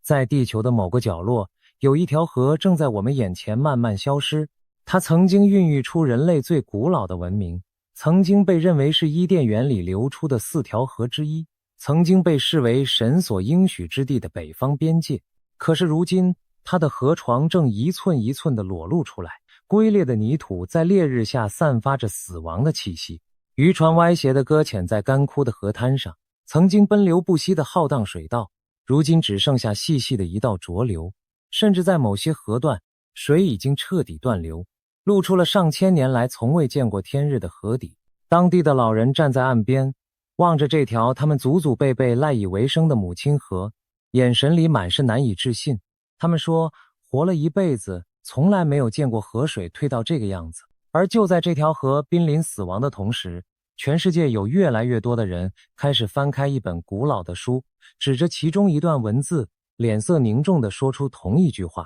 这不是巧合。这条河叫做幼发拉底河。而那段被人们反复引用的文字来自圣经启示录第16章第12节，它是这么写的：第6位天使把碗倒在幼发拉底大河上，河水就干了，要给那从日出之地而来的众王预备道路。朋友们，你有没有觉得背脊忽然凉了一下？一条真实存在的大河正在以人类历史上从未见过的速度干涸见底，而2000年前的一卷书竟然早就写下了它干涸的那一天，还说那一天是末日大战的前奏。这到底是惊人的巧合，还是某种我们还看不懂的安排？今天我们就一起深入这条河的命运，看看冰冷的科学数据，看看古老的神圣预言，也看看那只悄悄拧紧水龙头的看不见的手。因为我们将会慢慢发现，事情远远不只是全球暖化那么简单。在这场横跨了科学与信仰的迷雾背后，藏着的是一个让人越想越不安的真相。我们先来认识一下幼发拉底河到底是一条什么样的河。它全长将近2900公里，是整个西亚最长的河流。它的源头藏在土耳其东部高耸的雪山之中，融化的雪水汇聚成溪，溪水汇聚成河，然后一路向南，穿过叙利亚，再流进伊拉克，最后和它的姊妹河底格里斯河汇合，注入波斯湾。在这两条大河之间的那一片土地，有一个我们在历史课本上都读过的名字，叫做美索不达米亚，也就是两河流域。人类已知最早的城市、最早的文字、最早的法典、最早的车轮、最早的灌溉农业，几乎都诞生在这片被河水滋养的土地上。苏美人、巴比伦人、亚述人，这些在历史长河里闪耀过的古老民族，都是喝着这条河的水长大的。我们今天习以为常的一切文明，追根究底，源头就在这条河的两岸。可以毫不夸张地说，没有幼发拉底河，就没有人类文明的开端。而在圣经里，幼发拉底河的地位更是非比寻常。创世纪说，从伊甸园流出来滋润那片乐园的河分成4道支流，其中一道就叫做幼发拉底。换句话说，在这本书的记载里，这条河从人类故事的第一页就出现了，它见证了乐园，见证了堕落，见证了洪水，见证了一个又一个帝国的兴起与覆灭。古代那座骄傲到极点的巴比伦城就建在它的岸边，而神对亚伯拉罕的应许之地，北边的界限也划在这条河上。在整本圣经里，这条河的名字反复出现，几乎每一次都和重大的转折、和神圣的疆界、和命运的审判紧紧相连。所以你现在大概能体会了，对于熟读圣经的人来说，幼发拉底河从来就不只是一条河，它是文明的摇篮，是乐园的记忆，是神圣疆界的标记，是人类故事的起点。而当这样一条被反复写进神圣经文的大河开始在我们这个世代干涸断流的时候，那种震撼，那种仿佛历史正在我们眼前合拢成一个圆的感觉，是难以用言语形容的。那么他到底干到了什么程度？这就是最让人坐不住的部分了。根据伊拉克水资源部门的警告，如果再不采取紧急行动，这条孕育了人类文明的大河最快可能在2040年完全干涸。你没有听错，是完全干涸，是彻底的从地图上消失。而这还不是耸人听闻的空话，多个权威研究机构都已经指出，幼发拉底河的水位已经跌到了有记录以来的最低点之一。自从2000年以来，它的流量已经下降了超过一半。一条曾经宽达数百公尺的浩荡大河，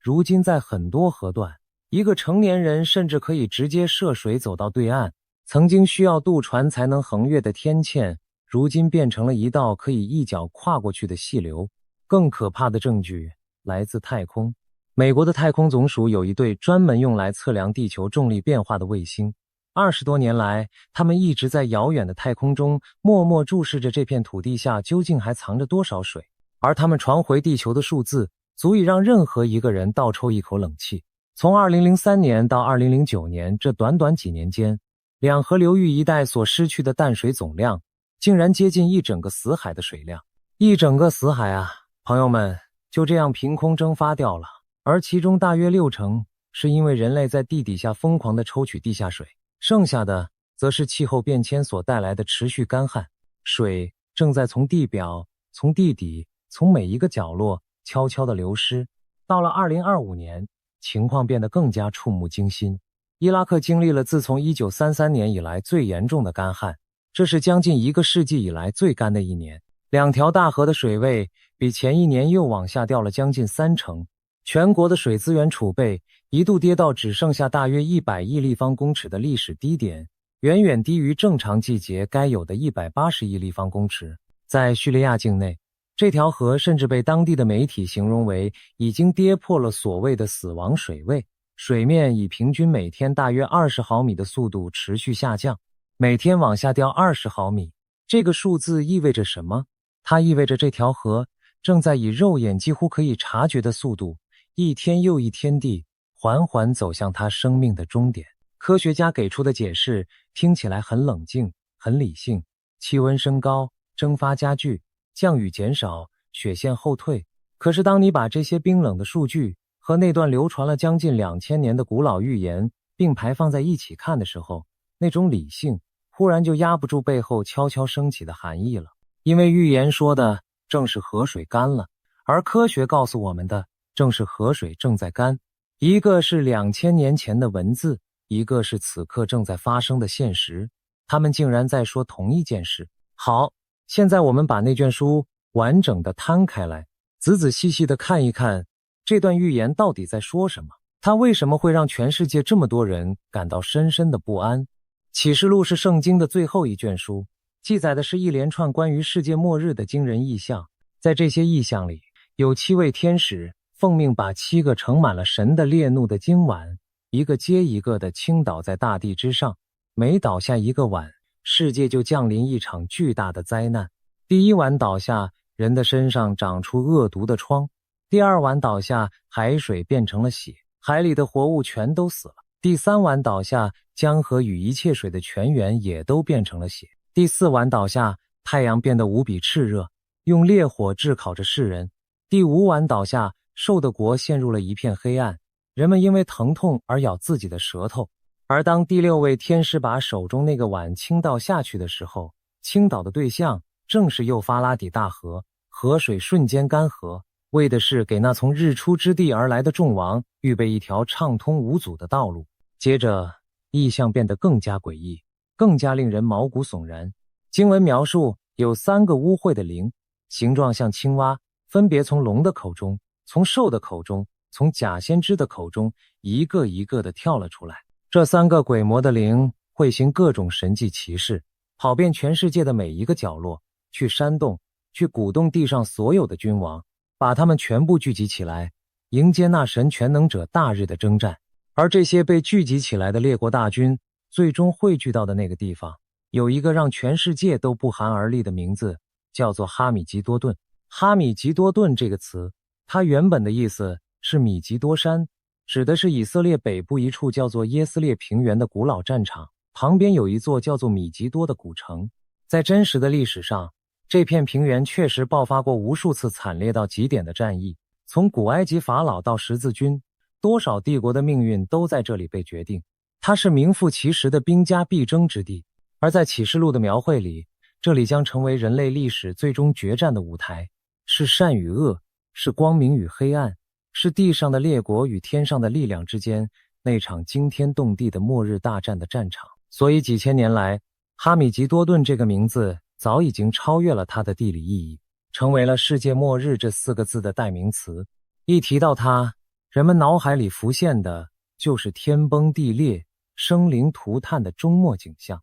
你现在看懂这条环环相扣的逻辑链了吗？幼发拉底河干涸是末日大战的开场哨，河水一干，东方那支庞大的军队就能长驱直入，杀向那片注定要血流成河的决战之地。而此刻，这条河真的正在干，一条被预言指定要在末日干涸的河，竟然真的在我们的时代干了。难怪那么多人会手指颤抖地翻着经文，反复确认着自己是不是看错了。而且这还不是圣经里唯一一次提到幼发拉底河的干涸与灾难。在启示录更前面的篇章里，当第6位天使吹响号角的时候，有4个被捆绑在幼发拉底河边的使者被释放了出来，而他们所带来的是足以杀掉地上1/3人口的滔天浩劫。1/3的人口，这是一个何等恐怖的数字。在旧约的耶利米书里，先知也曾经宣告过神对巴比伦的审判，说要叫他的众水干涸，叫他的江河枯竭。一次又一次，在这本古老的书里，这条河的干涸总是和审判、和末日、和大规模的死亡紧紧地捆绑在一起，仿佛这条河的存亡本身就是一个倒数的时钟。那为什么偏偏是这条河？为什么一条河的干涸会被赋予如此重大的开启末日的意义？这就要说到在古人的眼中，幼发拉底河到底意味着什么了。在古罗马人的观念里，幼发拉底河是他们帝国东边一道天然的铜墙铁壁，河的这一边是罗马统治的世界，是他们所熟悉的文明秩序，而河的那一边是充满未知与威胁的东方帝国，是强悍的波斯，是神秘的更远的东方。只要这条宽阔的大河还在奔流，东方的铁骑就很难跨越过来，它就像一道上天亲手设下的护城河，把两个截然不同的世界稳稳地隔开。所以当预言说河水干了，要给东方的众王预备道路的时候，那个画面对古代的人来说是极度恐怖的。它意味着最后一道防线崩溃了，那道把巨大危险挡在外面的天堑消失了，洪水般的东方大军即将毫无阻碍地涌入。而更耐人寻味，更让人脊背发凉的是，历史上这样的事情竟然真的发生过。2000多年前，波斯帝国的居鲁士大帝率领大军攻打当时固若金汤的巴比伦城，这座城就坐落在幼发拉底河上，城墙高耸入云，护城河深不见底，被认为是不可能被攻破的铁城。可是居鲁士想出了一个惊人到匪夷所思的办法，他下令把上游的河水改道，引到别的洼地里去，让流经城下的那一段河床的水位骤然下降。于是在某个夜里，他的士兵就踩着干涸见底的河床，顺着原本应该是滔滔河水的河道，悄无声息地潜入了城内。在巴比伦人毫无防备的狂欢之夜，一举攻陷了这座不可一世的帝国之都。你看，让河水干涸，为大军开辟道路，这在真实的历史里根本不是什么遥不可及的神话，而是一场真真实实上演过的军事奇迹。这也让那段启示录的预言读起来更加令人胆战心惊，因为他所描述的场景在历史上是有先例的。好，现在我们来谈谈那群最让人浮想联翩，也最让我们这些东方人心头一紧的角色，从日出之地而来的众王到底是谁？日出之地，把它翻成更直白的话，就是太阳升起的地方，也就是东方。几千年来，无数的解经者和学者都在绞尽脑汁地猜测，这群神秘的东方众王，他们的真实身份到底是谁？有人说是指中东地区的伊朗，有人说是指北方那头沉睡的巨熊俄罗斯，但是还有一种流传已久的解读，每当有人提起，总会让我们这些生活在东方的人心头猛地一震，因为太阳升起的最东方，那一片无比广袤的土地上居住着的正是我们亚洲人。在过去那些充满想象力的末日论述里，曾经有人非常认真地推测，那从遥远东方滚滚涌来的亿万大军，会不会就是来自远东的军队？毕竟从中东往东边一路望去，越过层层叠叠的高山与一望无际的沙漠，那尽头之处正是地球上人口最稠密的亚洲大陆。当然，我们在这里要非常清楚、非常负责任地说，这些统统都只是后人对一段古老象征的推测和联想，并不是什么板上钉钉的定论。经文本身使用的是高度象征的诗意语言，而不是具体的点名。而不同的时代总会习惯性的把这个模糊的象征投射到自己当下最害怕的那个对象身上。冷战时投射到一方，战乱时投射到另一方。但无论如何，你不得不承认，当一条真实的大河正在我们眼前干涸，而东方又恰好站着地球上最庞大的人口与最雄厚的力量的时候，那段预言所制造出来的想象空间实在是太巨大，太令人浮想联翩了。说到这里，你可能会在心里嘀咕，好吧，就算这条河真的在干，那也不过就是气候变迁，就是全球暖化，就是大自然漫长循环里的一个片段而已，跟2000年前的末日预言又能有什么直接关系呢？这正是我们今天要亲手戳破的第一层迷雾。因为这条河的干涸背后其实有一只看得见摸得着的手，正在不动声色的一点一点地拧紧那个巨大的水龙头，而这只手就是位于最上游的土耳其。还记得吗？我们前面说过，幼发拉底河的源头就在土耳其东部那一片高耸的雪山上。这个地理事实意味着，这条河的命脉从一开始就牢牢地掌握在土耳其的手里。河水必须先流经土耳其的国土，然后才会流到下游的叙利亚和伊拉克。这是一个无法改变的天然格局。而从上个世纪开始，土耳其就在这条河以及它的姊妹河底格里斯河上启动了一个规模大到惊人的水利工程。这个工程有一个响亮的名字，叫做东南安纳托利亚计划。这个计划到底有多庞大？它的总投资金额高达大约320亿美元，预计要在这两条大河之上兴建多达22座大坝，外加数不清的水力发电站与灌溉渠道。它的宏伟目标是要把土耳其东南部那一片长期贫瘠落后的土地彻底改造成绿油油的万顷良田，同时为整个国家提供源源不绝的廉价电力。对土耳其自己来说，这无疑是一个让国家经济腾飞的伟大蓝图，是一项足以改变国运的世纪工程。可是对于身处下游的邻国来说，这座拔地而起的大坝简直就是一场挥之不去的噩梦的开始。因为道理很简单，土耳其在上游每多拦下一滴水，下游的伊拉克和叙利亚就少一滴救命的水。这个庞大计划的核心是一座叫做阿塔图克的巨型水坝，它高达大约169公尺，是整个计划当之无愧的心脏。而围绕着这座大坝，曾经发生过一件足以载入史册，也足以让所有下游国家永生难忘的事件。时间回到1990年，为了把这座刚刚竣工的巨型水库一次性灌满，土耳其做出了一个震惊整个世界的决定，他们把幼发拉底河整整截断了将近1个月。你能想象那是一幅怎样的画面吗？一条已经奔流了数千年，孕育了无数文明的大河，它生生不息的水流竟然被人为地硬生生地关闭了整整1个月之久。消息传到下游，叙利亚和伊拉克瞬间就炸开了锅。对他们来说，这已经不只是缺水那么简单了，这是有人直接掐住了他们的咽喉，扼住了他们民族生存的命脉。当时的伊拉克甚至公开放话威胁，要派出战机去轰炸这座大坝。而土耳其那边的回应同样异常强硬，立刻调动军队严阵以待，并且撂下狠话说，如果真把他们逼急了，就干脆永久性的切断下游的全部水源。你看，仅仅是一条河的水龙头该不该打开，就差一点点引爆了一场真正的会死人的战争。而在更早一些的年代，当时的土耳其领导人在面对下游国家对于合理分配水资源的诉求时，曾经说过一句让所有阿拉伯国家都气得浑身发抖的话。他的意思大致是说，这些河水是属于土耳其的，就好像那些地底下的石油是属于阿拉伯人的一样，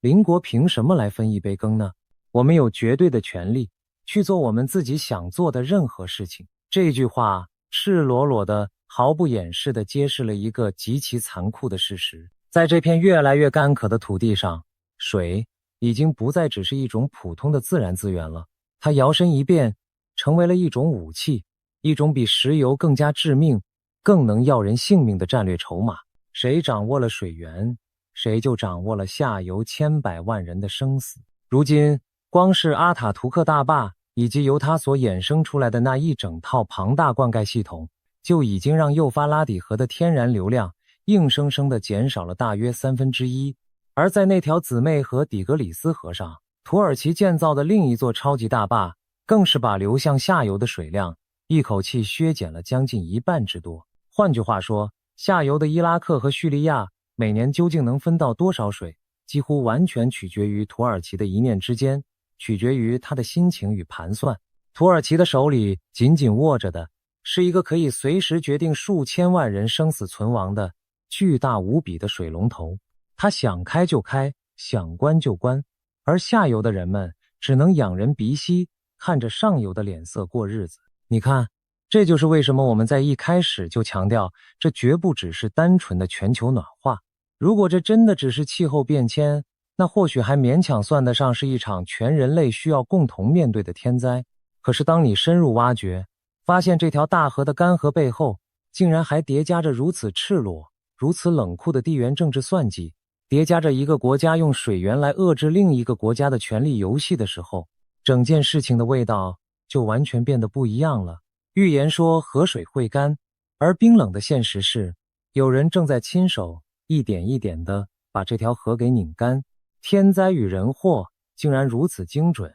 如此诡异地叠合在了一起，这是巧合吗？其实，围绕着这2条大河的纷争并不是什么新鲜事。早在距今大约4500年前，在这同一片两河流域的土地上，就曾经爆发过人类历史上有记载的最早的水资源战争。当时有2个叫做拉格什和乌马的苏美城邦，仅仅因为争夺一条灌溉水渠的使用权，就大动干戈，兵戎相见，最后闹得血流成河。你看，从文明刚刚萌芽的最开端，水就是这片土地上最敏感、最容易引发杀戮的那一根弦。4000多年的光阴过去了，人类的科技早已突飞猛进，可是为了争水而剑拔弩张的剧本，却仿佛一个挥之不去的古老诅咒，在这片土地上一遍又一遍地重演着。而很多有远见的学者早就严肃地警告过我们，如果说20世纪人类的战争大多是为了争夺石油，那么到了21世纪，下一场大规模的冲突极有可能就是为了争夺水。因为石油就算用完了，人类还可以想方设法寻找替代的能源，可是水却不一样，水就是生命本身，没有任何东西可以替代它。一个人可以几个星期不吃饭，却绝对撑不过几天不喝水。当一个地区的水越来越少，而依赖这些水生存的人口却越来越多的时候，冲突几乎就成了一种无法回避的宿命。而在全世界所有潜在的水资源冲突热点当中，幼发拉底河与底格里斯河所在的这片区域无疑是最危险、最一触即发的一个。这里有对水源握有绝对控制权的上游强国，有被扼住了咽喉、满腔怨愤却又无可奈何的下游国家，有错综复杂、纠缠了上百年都解不开的民族与宗教矛盾，还有从未真正平息过的战火与动荡。把这些易燃易爆的元素全部堆放在一起，再浇上水资源枯竭这一桶滚烫的热油，你说这会是一幅怎样令人胆寒的景象？而这恰恰就是那段古老预言所明确指向的末日大战即将上演的那个舞台。预言中的终极冲突与现实中越来越浓的火药味，竟然又一次悄无声息地重叠在了一起。当然，我们也不能把所有的责任都一股脑地推给土耳其的那些大坝。气候变迁这只看不见的巨兽，同样在这场漫长的悲剧里扮演着推波助澜的角色，而且它的破坏力同样不容我们有丝毫的小觑。科学家们发现，在叙利亚东北部那一带，过去这短短100年来，平均气温已经悄悄上升了大约1度。你可千万别小看这区区1度，气温每升高那么一点点，空气就会变得更加干燥，地表的水分蒸发的就更快，河里的水自然也就消失得更加迅速。与此同时，这个地区的平均降雨量每一个世纪正在以每个月减少大约18毫米的惊人速度持续递减，雨下的越来越少，能够重新补充进河里的水源自然也就越来越捉襟见肘。再加上那些滋养着河流源头的高山积雪，因为全球持续暖化的缘故，一年比一年稀薄，一年比一年提早融化殆尽。于是一边是源头的雪水在不断减少，一边是沿途的水分在加速蒸发，一边还有上游那一座座大坝在层层拦截。3股强大的力量从3个不同的方向同时挤压着这条可怜的大河。在这样的夹击之下，幼发拉底河几乎是在劫难逃。所以你现在看明白了吗？这是一场完美到让人胆寒的风暴。古老的神圣预言，现代的精密科技，贪婪的地缘政治，无情的全球气候，这4股原本风马牛不相及的力量，竟然全部搅和到了一起，共同指向了同一个冰冷的结局，那就是幼发拉底河的彻底死亡。而当这些原本毫不相干的线索竟然开始彼此呼应、彼此印证的时候，也就难怪会有那么多人会忍不住打了一个寒战，然后喃喃自语地问出那句话：这一切真的只是巧合吗？如果你听到这里还觉得不够震撼，那么我们再把镜头转向下游的伊拉克，去看一看这个曾经富饶的流油的国度，如今正在经历着怎样令人心碎的绝望。进入2025年的尾声，被连年干旱逼到了墙角的伊拉克，做出了一个在过去简直无法想象的决定。他们和上游的土耳其签下了一份被外界普遍称为以油换水的协议。是的，你绝对没有看错，是用石油去交换水。这个曾经坐拥滚滚石油财富、富甲一方的国家，如今竟然沦落到要拿出自己最宝贵的石油出口收入去支付土耳其的公司为他们修建水利设施的费用，仅仅只是为了能够多保住那么一点点流进自己国境的河水。当一个曾经的石油大国走到了要用石油去祈求水的这一步田地，你就不难想象这场水资源危机到底已经深重，已经绝望到了一个怎样令人窒息的程度。而那些一个又一个的数字，每一个都像一根尖锐的针，狠狠地扎在人的心上。联合国的报告早就指出，在伊拉克境内，高达90%的地表水已经受到了严重的污染，根本无法安全地饮用。在这个曾经被全世界称颂为两河流域的富庶之地，如今竟然有3万多人，仅仅因为缺水这一个原因，就被迫抛下世代居住的家园，沦为了无家可归的气候难民。在南部的一些地区，由于河水水位太低，海水竟然顺着干涸的河道一路倒灌了进来，导致土地的盐碱化问题越来越严重。那些曾经肥沃的良田正在一片接着一片地死去，再也长不出庄稼。这就是河水干涸在我们这个真实的世界里所造成的真真切切、血淋淋的人间惨剧。它不是什么遥远缥缈的古老预言，它是此时此刻正在那片土地上真实上演的活生生的苦难。而这场由缺水所引发的灾难，还在无情地吞噬着一个更加古老、更加令人心碎的世界。在伊拉克的南部，幼发拉底河与底格里斯河最终汇流的地方，曾经有着一片广袤无垠的湿地沼泽，被人们称为美索不达米亚沼泽。有许多学者都认为，这里很可能就是圣经中所描述的那个失落已久的伊甸园的原型所在地。数千年来，有一群被称为沼泽阿拉伯人的古老族群，世世代代就生活在这片水乡泽国之中。他们住在用芦苇巧手编织而成的精美房屋里，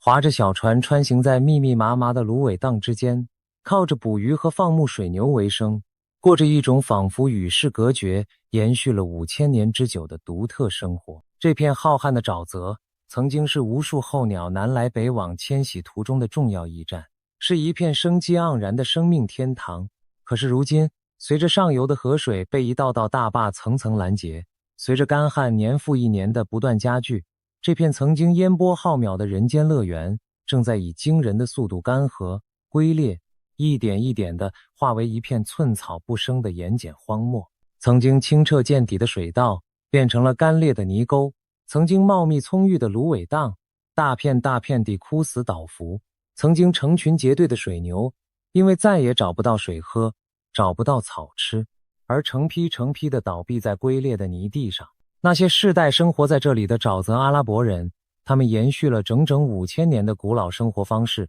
他们赖以为生的家园，他们引以为傲的文化，正在我们这一代人的眼前无可挽回地走向终结。许多人不得不含着热泪，永远地离开这片埋葬着祖先的土地，茫然地涌入陌生的城市，沦为新的一代难民。你想想看，这是何等深刻的讽刺，又是何等沉重的悲哀。如果这里真的曾经就是传说中伊甸园的所在，那么如今人类正在用自己的双手把这个失落的乐园彻底地变成一片死亡的荒漠。圣经里的整个故事正是从伊甸园里的那条河开始讲起的。而现在，当这条河干涸，当这个疑似伊甸园的地方化为一片焦土的时候，那种人类的故事仿佛正在绕了一圈，重新走回某种终局的宿命感是如此的强烈，如此的挥之不去。一个乐园的悄然消失，会不会正是另一个更大、更可怕的篇章即将拉开序幕的开始？而就在这条大河一寸一寸后退的同时，它也在向着我们这个世界吐露出那些被它默默掩埋了数千年的惊人秘密。这又是另一个让人听了脊背发凉的章节。随着水位的不断下降，伊拉克的考古学家们惊讶地发现，有超过80处古老的历史遗址正从干涸的河床与见底的水库底部一个接一个地重新浮现出来，其中就包括一座叫做塔尔比斯的古城。它在水下沉睡了不知多少个年头，如今又重见了天日。在土耳其的东部，后退的河水甚至让一座古堡露出了水面，那古堡的墙壁上居然还清晰地刻着古希腊文的铭文。据考证，那很可能是一座在基督诞生之前就已经存在的古老神庙。而在那条姊妹河底格里斯河的岸边，一座属于神秘的米坦尼帝国的失落古城也跟着浮出了水面。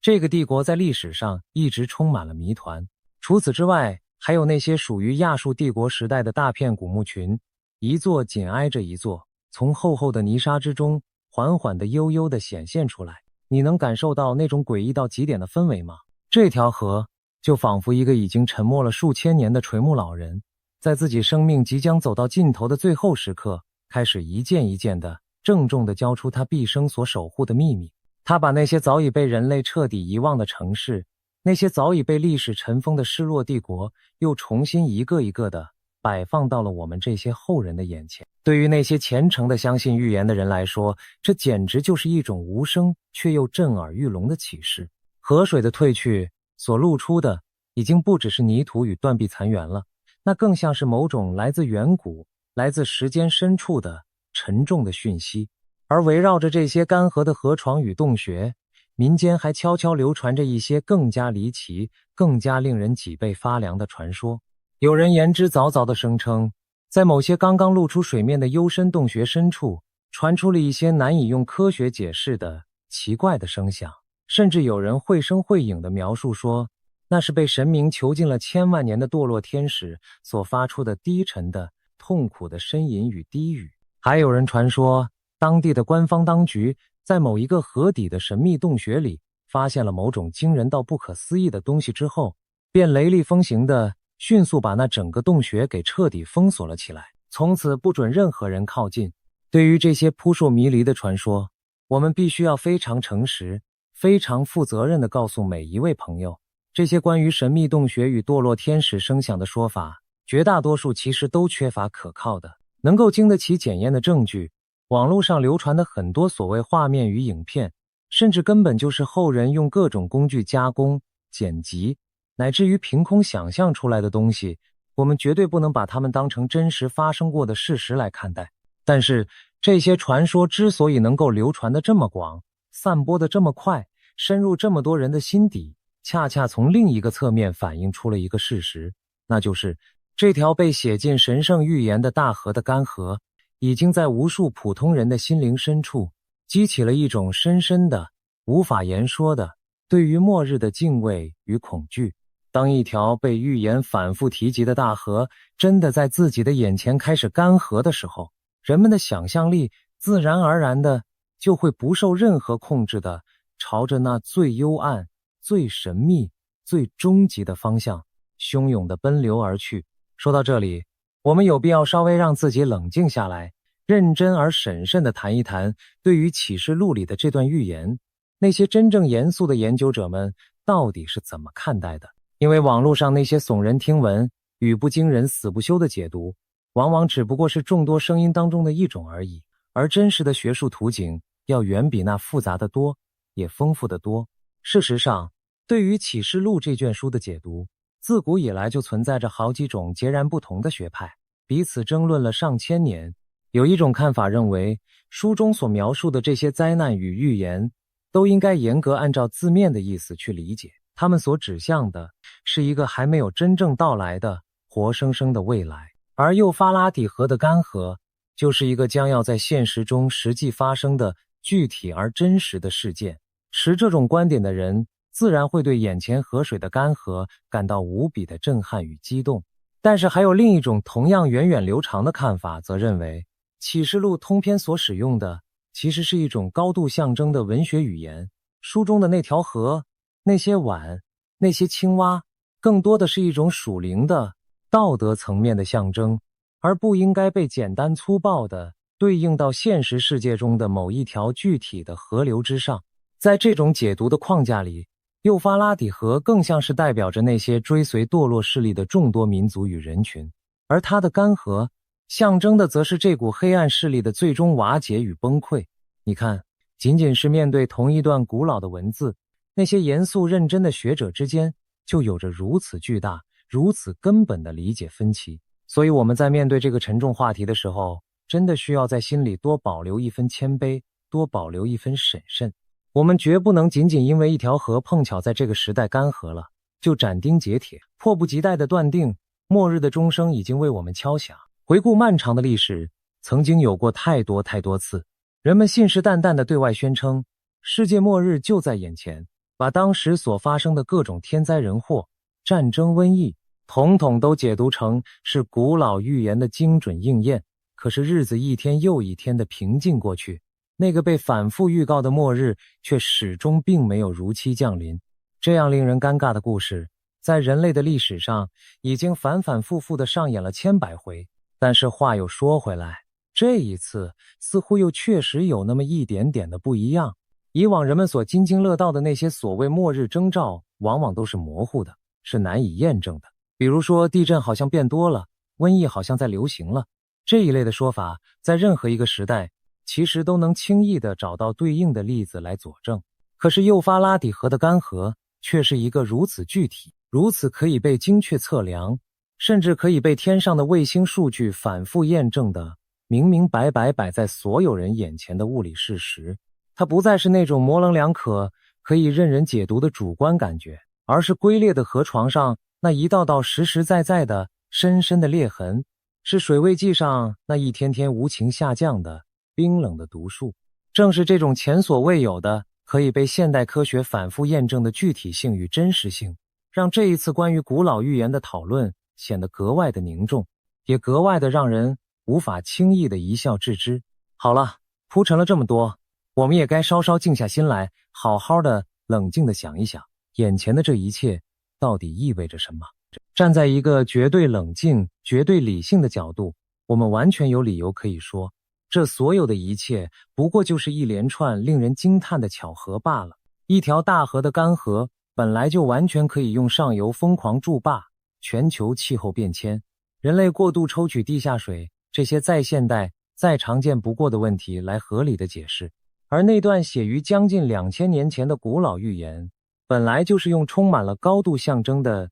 诗意而模糊的语言写成的。后人总是会不由自主地倾向于把眼前正在发生的种种大事，往那些古老的、可以有多种解读的文字上去生搬硬套。更何况平心而论，每一个时代都有它自己那个时代特有的末日恐慌，这从来就不是我们这一个世代所独有的稀奇现象。从这个角度看过去，这或许真的只是一场被人们过度解读、过度渲染的再寻常不过的自然现象而已。可是，如果你站到另一个角度，那种惊人到匪夷所思的吻合，又实在让人很难完全的放下心来。一条被圣经反复郑重提及，并且总是与末日紧紧相连的伟大河流，偏偏就在我们所生活的这一个世代，以人类有史以来从未出现过的惊人速度，急速地走向干涸。而它所流经的那一片土地，那个在预言里被明确指定为末日终极决战之地的中东，又恰恰好正是当今这个世界上局势最动荡、火药味最浓、随时都可能擦枪走火的最危险的地方。各方的强大势力在这里明争暗斗，彼此角力，冲突与战争的阴云几十年来始终挥之不去。当预言中的那条河、预言中的那片地，以及预言中所描述的那种剑拔弩张的紧张局势，如此精准、如此巧合地同时出现在我们这一代人的眼前的时候，要拍着胸脯说这一切纯属偶然，似乎也确实需要拿出不小的勇气。让我们再把目光投向这片土地此刻的真实处境。长久以来，中东就是这个地球上最不平静的角落。在这里，不同的民族、不同的信仰、不同的大国势力，几十年如一日的激烈碰撞，彼此较量，互不相让。耶路撒冷的归属问题，圣殿山的种种纷争，一场接着一场的零星战火，让这片本就干渴的土地从来没有真正享受过长久的、彻底的安宁。而在那幅古老预言的版图里，这里恰恰正是万王聚集、列国摊牌、做最后了断的所在之地。当全世界的目光一次又一次地被这片土地上突如其来的冲突所牵动的时候，那些笃信预言的人便会更加坚定地在心里认为，那场大戏的帷幕正在我们眼前缓缓地拉开。而更加耐人寻味的是，水资源的枯竭，它本身就在为这片土地上的冲突源源不断地火上浇油。当河水越来越少，当良田一片片变成荒漠，当千百万人为了一口活命的水而走投无路的时候，原本就已经尖锐到极点的矛盾只会变得更加无法调和。饥饿与干渴从古至今从来都是动乱与战争最肥沃的温床。历史一次又一次地告诉我们，当一个地区的人们